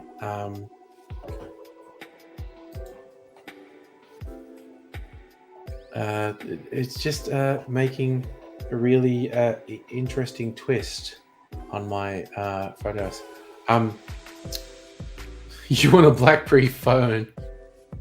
Oh god, there was a movie about the rise and fall of the BlackBerry empire. It was supposed to be. I don't know if it's on one of the streaming services or was an actual movie. Oh, okay. I am actually just going to give you a straight up serious answer, G Fuel. Why am I angry Aussie? I created that persona like 18 years ago because I wanted to do something. I wanted to create content. And so I developed the idea I would just get irrationally angry about things, hopefully in a humorous way. And so first I had a written blog, which was initially called Angry 365 Days a Year, because my plan was I needed to post something every day for a year. And then for a whole bunch of reasons, I changed the name to Angry Aussie, and then YouTube was ascendant. So I transitioned from the written word to video stuff under the name Angry Aussie, and I got super political. And I mean, I was always super political, but the content became super political, and I was like full on into it for a while, and I stopped trying to I stopped being really serious about YouTube about 10 years ago. But I kept creating content, and since COVID, I've just kind of been doing hangouts with some of the people I've made friends with over the years. Definitely yes. The voice to Parliament is imperfect. It's certainly not an end point. It's a start point. But I would vote yes if for no other reason than a significant majority of Indigenous Australians think it's a positive thing. And John Howard fucking sucks. And yes, Safa is a friend who I've literally hung out with in real life, not just an internet friend. We've actually hung out. Oh, G Fuel. I am political to my core. Radical left. Unashamed of the whole thing. I'm a radical loony lefty. No two ways about it.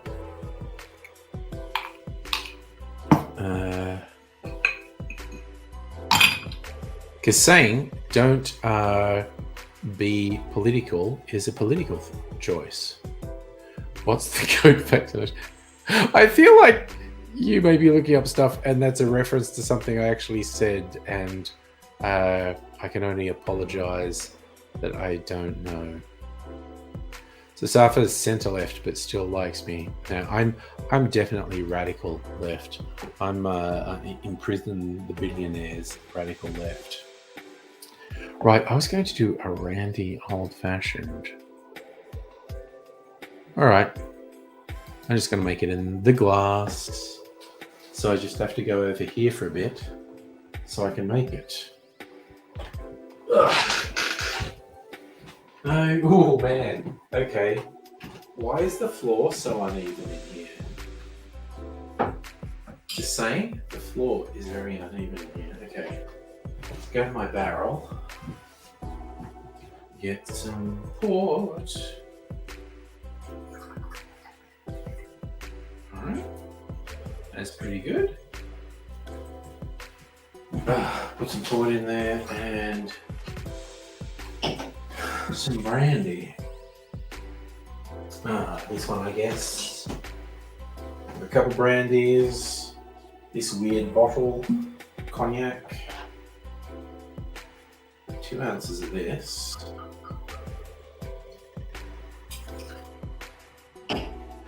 And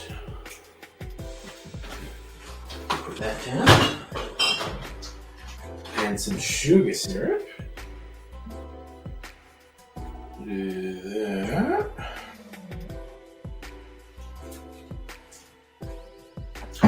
Oh, that sugar syrup's so fucking good. Now, couple dashes of absinthe. I have to get my absinthe.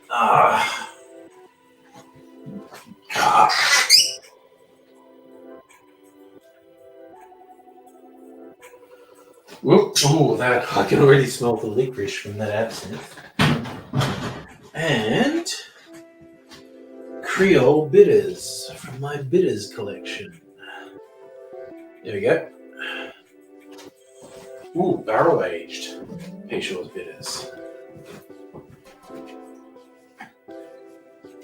All right. And here he comes with a Randy old fashioned. All right.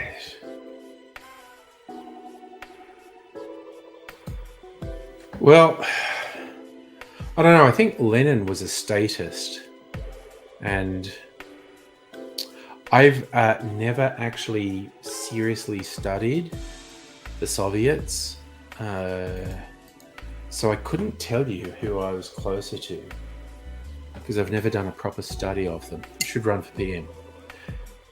Did you, Fuel? You got on one of my fucking bugbears there. No one runs for PM.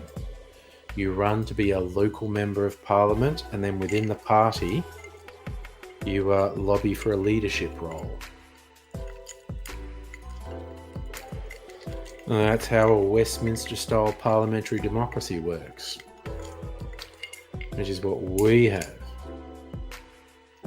Anyway, I'm feeling randy, so I'm a randy old-fashioned.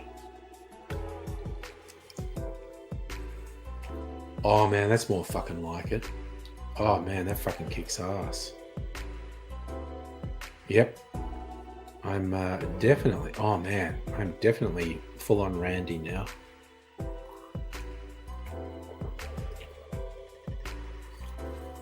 Ooh. Oh, and there's that little bit of licorice from the absinthe. Man, that's fucking good. I love Safi, you're definitely Tim Smith. You're being very rambling. Yeah. Yes, G Fuel. This is really just vodka Coke. I'm just concealing it. I'm trying to be more sophisticated than that, but this is really just vodka Coke.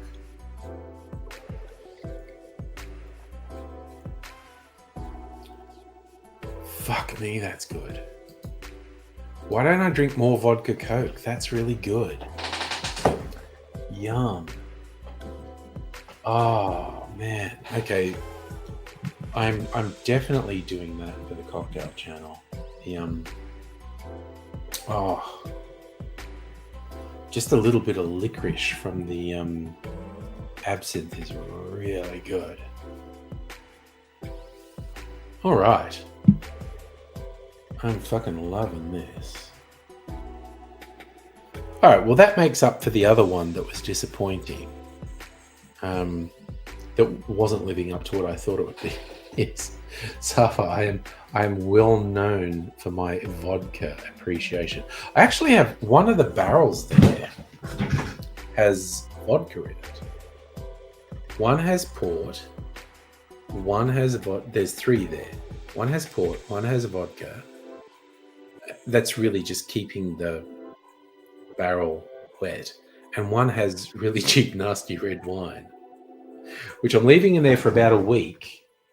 And then I will put this in it, my masterwork, my blood orange liqueur that I've been making.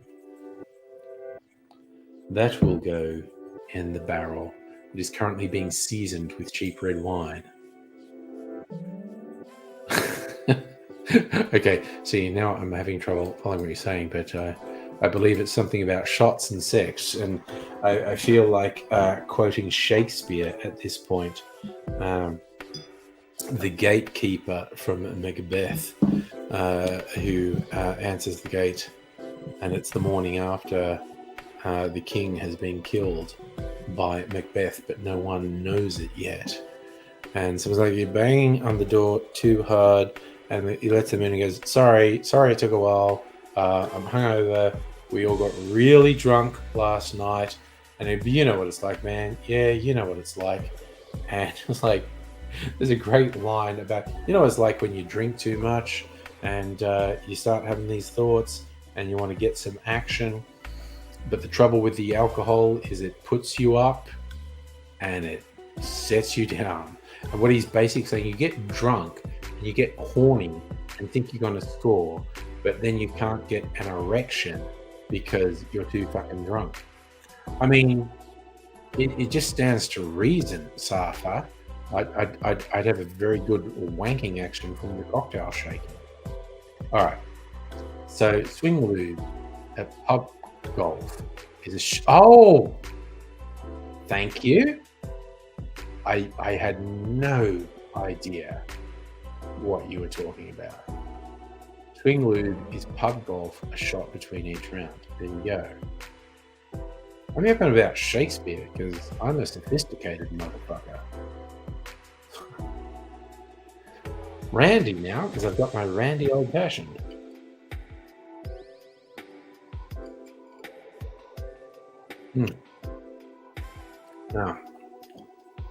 No, that's I'm making that for my cocktail channel because oh man, that just the little licorice undertones from the absinthe is really nice. It's like sweet and malty and a little bit chocolatey, and then there's this subtle licorice element in there as well. Fucking awesome. This is a good drink. The Randy Old Fashioned. Are you feeling Randy? I know I am. Oh, there's fucking yeah. Oh my god, that actually tastes like, you know, the red licorice things? Patty, you stick with your guava cruises, man. That is legit. I actually have some canned and bottled stuff in the fridge. I think, what did I pick up because it was really cheap? I think it was canned dark and stormy cocktails, which is rum and ginger beer. And I haven't tried them yet. I should try them one day. So G Fuel, when I go back, I think all the times you could remember, give it that thing. Thank you so much for writing things that make me think I'm the problem. That's the whole thing. I actually did a video a while back. I was drinking nasty stuff, like a fruity beer and a cask cocktail. Oh my god, that was bad. And there was something else as well that was also bad. It's just all bad. Bad things. I just bought them all because they're all really cheap. Oh, I think it's these other ones, this spiced drink that was supposed to be like spiced rum, but they couldn't even call it rum because it's not rum. So it's just probably grossly flavored vodka. I don't think Two Dudes counts as a raid, but they're fun. They're fun guys. I like them. I have. Honestly, not that much. And that's a thing. As an old dude, I would say to young dudes, travel as much as you can, because it's good for you. I've not traveled that much. I've been like to the Philippines, England, UK, and the USA, and that's basically it. Yeah, I get the vibe there from Oz Sapa, from some of the things they've said. You're 74. Never too late. Never too late, brother G Fuel. Never too late. I am known for repeating myself, by the way. So, yeah, Sapa, you're really fucking worldly, dude. Born Ukraine, been all over. You are very worldly. You're far more worldly than I.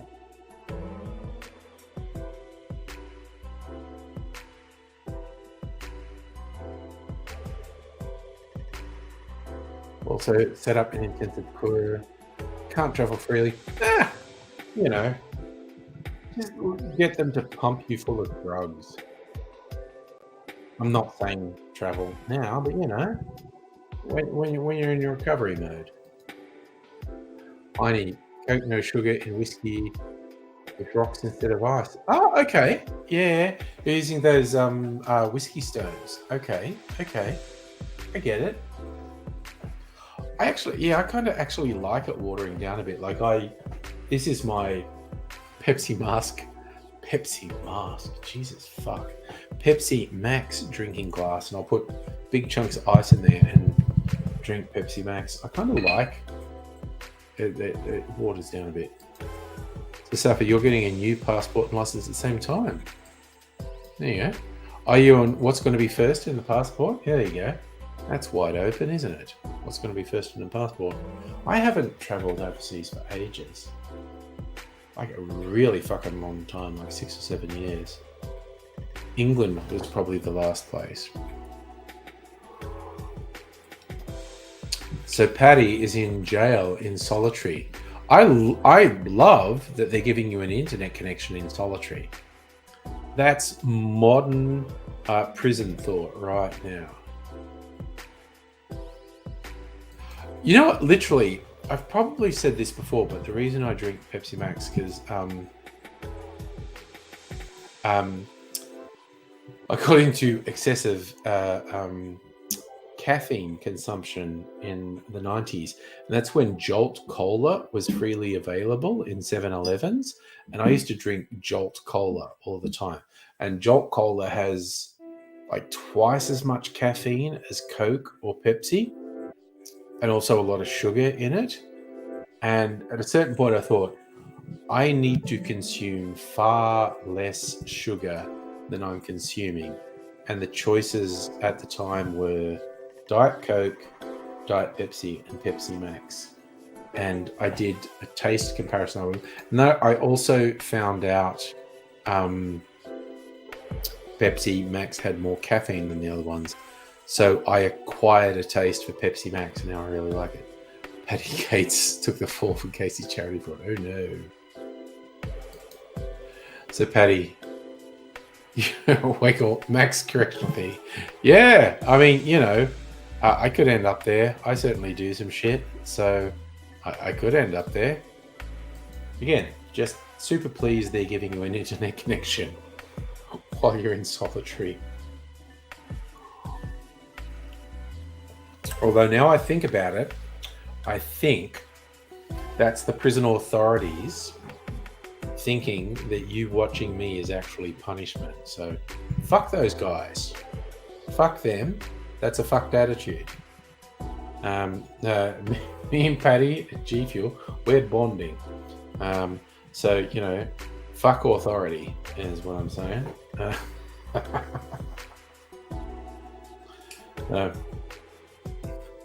Yeah, you know, I'm pretty fueled up now. I could just go out, be Tim Smith, get in my car, cause havoc, crash into someone's fence for no reason. That would legit happen if I went out and got in my car. So we shan't be doing that.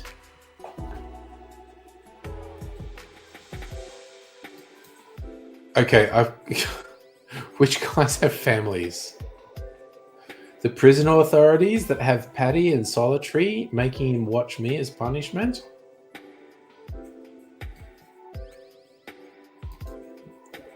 I mean, you know, I'm just legit. Hitler had a family too. Honestly, having a family is no defense.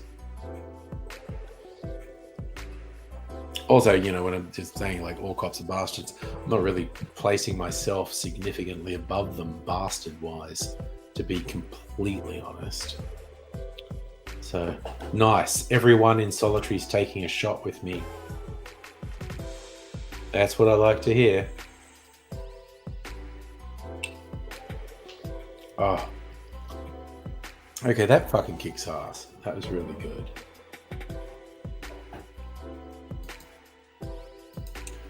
Oofed. But, you know, it's only midnight. I might be done. I'll have to see what's happening.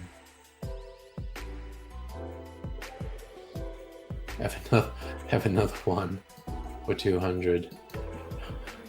So I kind of was like looking at these port cocktails. A Dunlop, an improved Dunlop cocktail. What's this? Port, rum, cane syrup, chocolate bitters. So that's port and aged rum. Honestly, that sounds good. I'm not drinking any more alcohol tonight. Jesus fuck.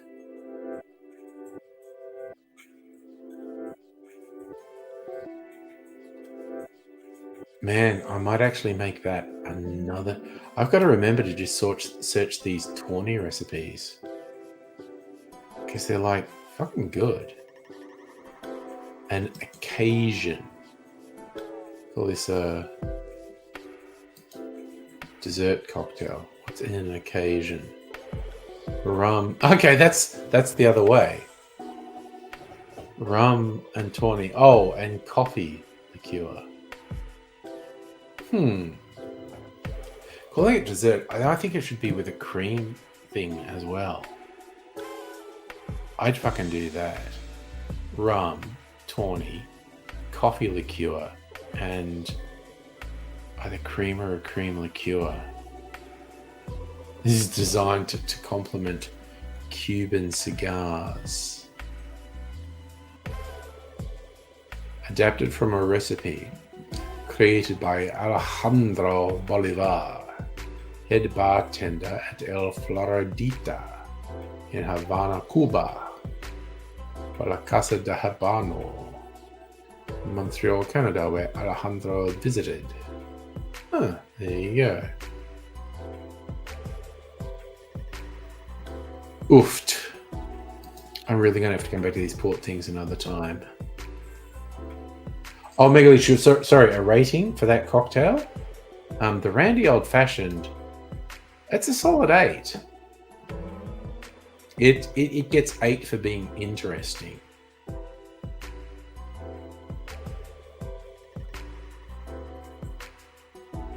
So if you have double egg breakfast,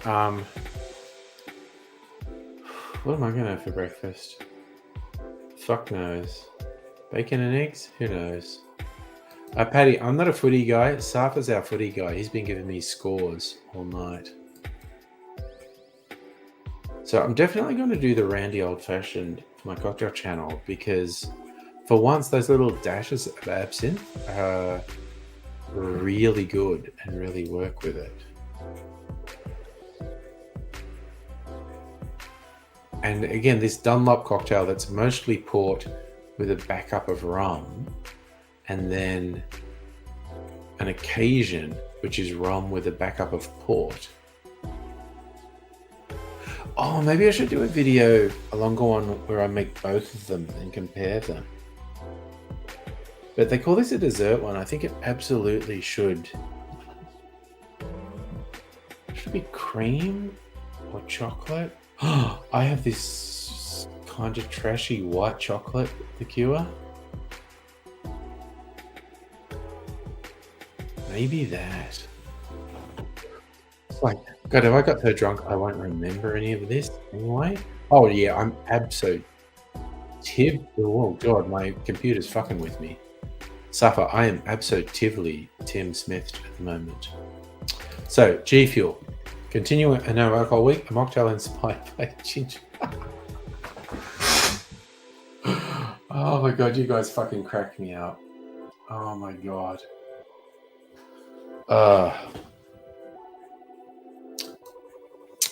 Yeah, so cocktails that contain a whole egg or egg yolk are usually called a flip.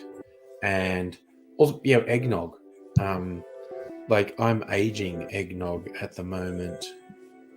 And the idea is I'll ultimately age some in a barrel for 3 months, but I got some more in a bottle and I'm going to taste it at the 1 month mark and the 2 month mark. And record myself drinking it, but just seeing if I can remember what I said last time. Because the base eggnog was really fucking good. Oh, honey, you're a Wordle guy. Fair enough. Safa, is my face warm? Not really. Oh, but I did finish my Randy old-fashioned.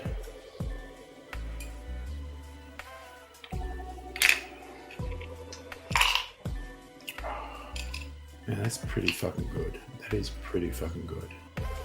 Why do I do that? Repeating myself. Repeat stuff, repeat stuff, repeat stuff, repeat stuff. You know what? I am fucking breaking open the turtle chip bag. I think this will be the last turtle chip for the evening. But I just did an impulse. I have a sweet one. Chocolate churro flavor.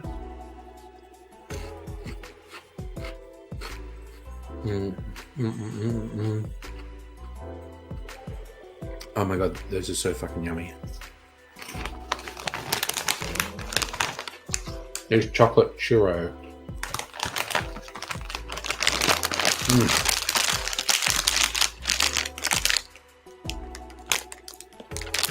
Oh my God, that is so fucking yum. Now the savory one, the truffle one.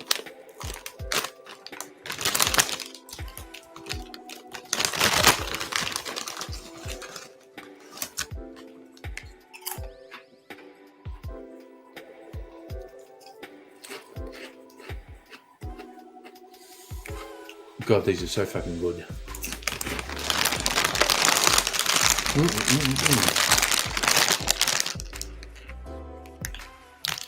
Oh my God.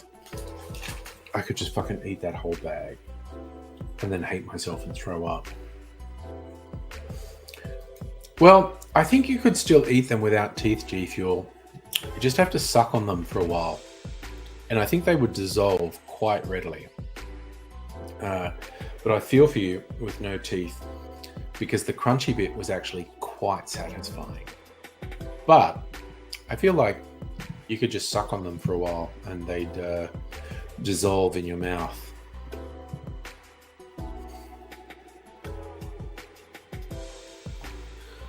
Ah, good Lord. Well, see, now it's getting real complicated. You had to have a tongue removal procedure, growing mass on it.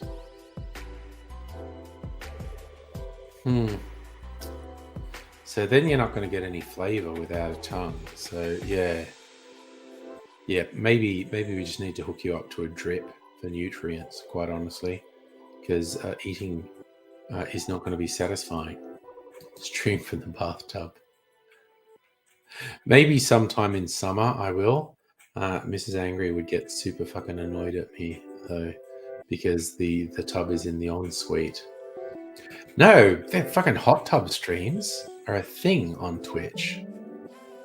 I could absolutely do a hot tub stream and be super big on Twitch. But okay, I tell you what, I need to do a toilet break, and then in all seriousness, I'm probably going to go to bed because it's post Mitternacht.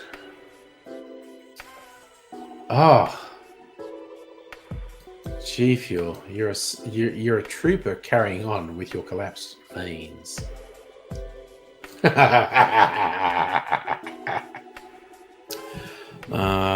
Patty, you're a trooper. What can I say?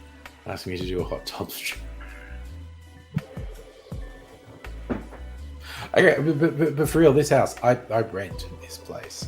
And the master bedroom, where I would normally be sleeping, I swear they were swingers. They were into kinky sex because there are floor-to-ceiling mirrors. Like the wardrobes have these sliding doors that are mirrors next to the bed. And there's floor-to-ceiling mirrors and then a hot tub. So I swear to God, they were fucking swingers. Heiny wants a hot tub stream as well. Well, you know, I do have a lot of junk in the trunk, as they say, Patty. So there's a lot to shake. There's a lot. And some would say an excess to shake if I started twerking. Oh my God, yes. Selling the bathwater. And I'm just going to go on record. What was her name who did that? I think she's a fucking genius. Anyway, sold her bath water. My God.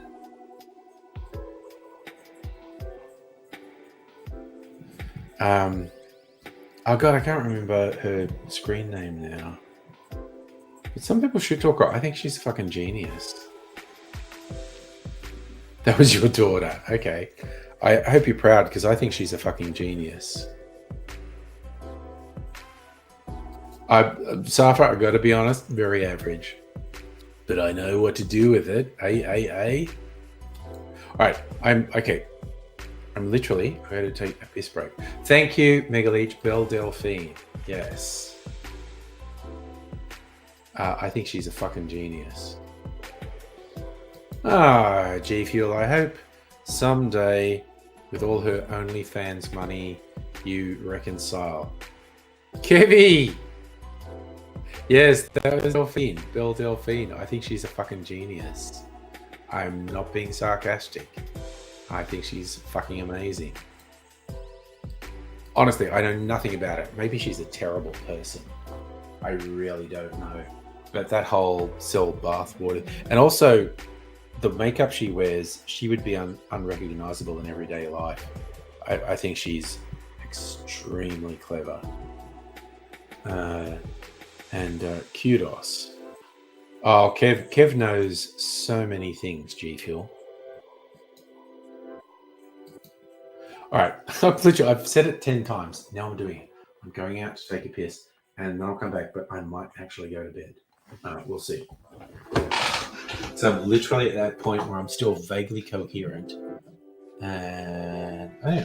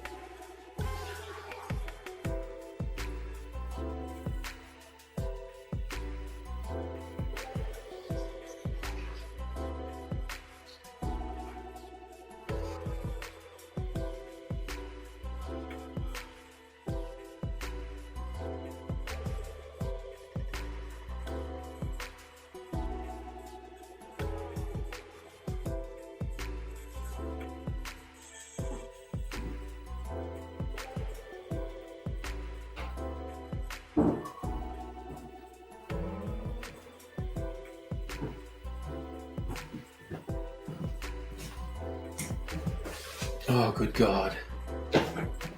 Oh, fuck me sideways. I so had to piss. Why did I hold on to that for so long? Kiwi, Delphine's wholesome. You're more into dudes. She's like, oh, is she do? You know, I think she's fucking great. No shade, no sarcasm. I think she's fucking great. Yeah, you got clout, run with it. Don't be picking on Kevy's hard drive. Nothing wrong if you're into, if you're a dude who's into dudes. Or if you're a chick who's into chicks. Or if you're non-binary and pansexual. Also, nothing wrong if you're asexual as well.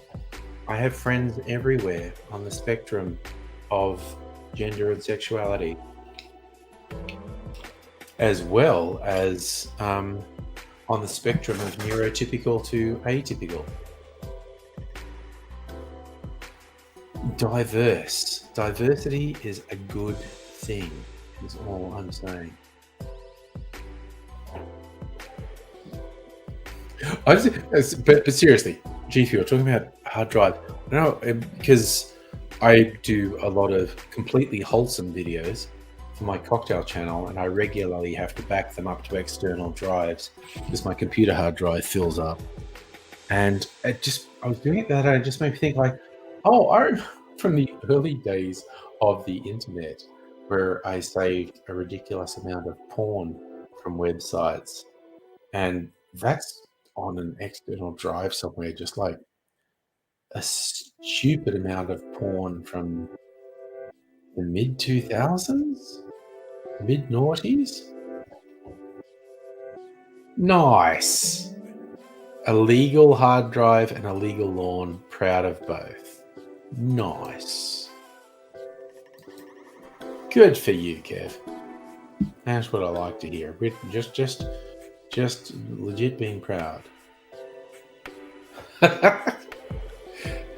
G Fuel, Kevy is a king. Going off. I actually, because having done YouTube for 18 years, I have a ridiculous amount of stuff backed up on external hard drives. I haven't even counted it for a while. I don't know how many hard drives I have. I have to go back and look. Might be like 10 or 12. And of course, the hard drives get bigger as the years go by because the technology is better.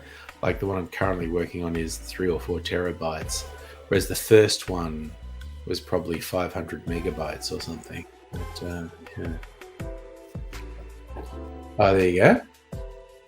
Good for you, Suffolk. Met Johnny Sin in real life. Got PewDiePie G Fuel merch. So be nice. There you go. Yeah, Safa, you're going to have to give me a bit of fucking round trying to track what your Tim Smith texting is. I think you're asking what LimeWire? Do I remember? I never actually... Yeah, no, I do actually mean 500 gigabytes. Thank you, Megaleech. I am aware of LimeWire. I never actually used LimeWire. I never did any of that file sharing stuff.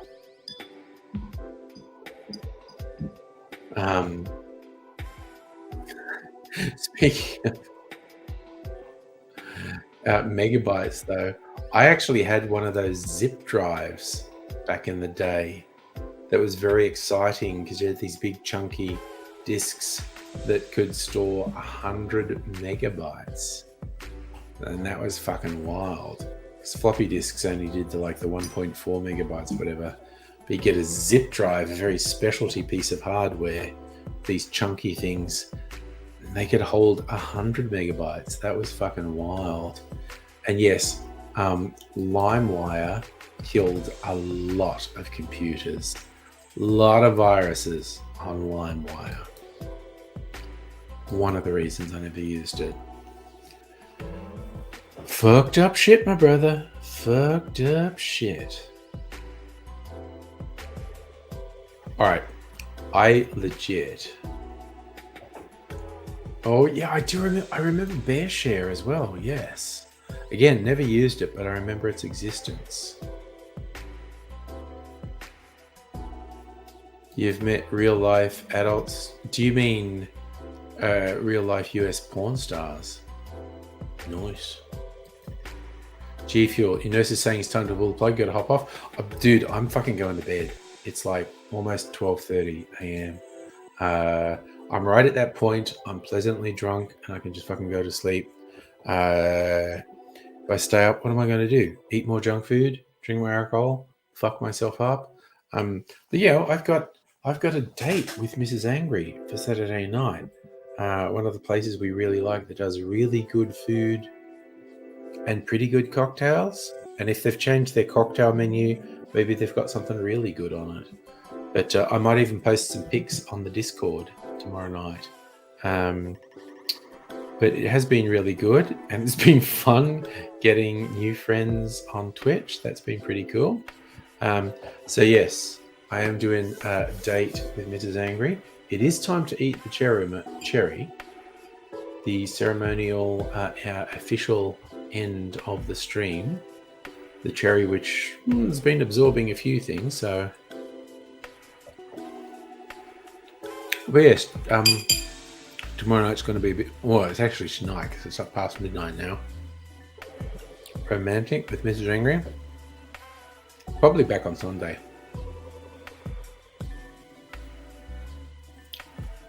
Like I said, might post some pics of food or drinks on the Discord if it looks particularly good.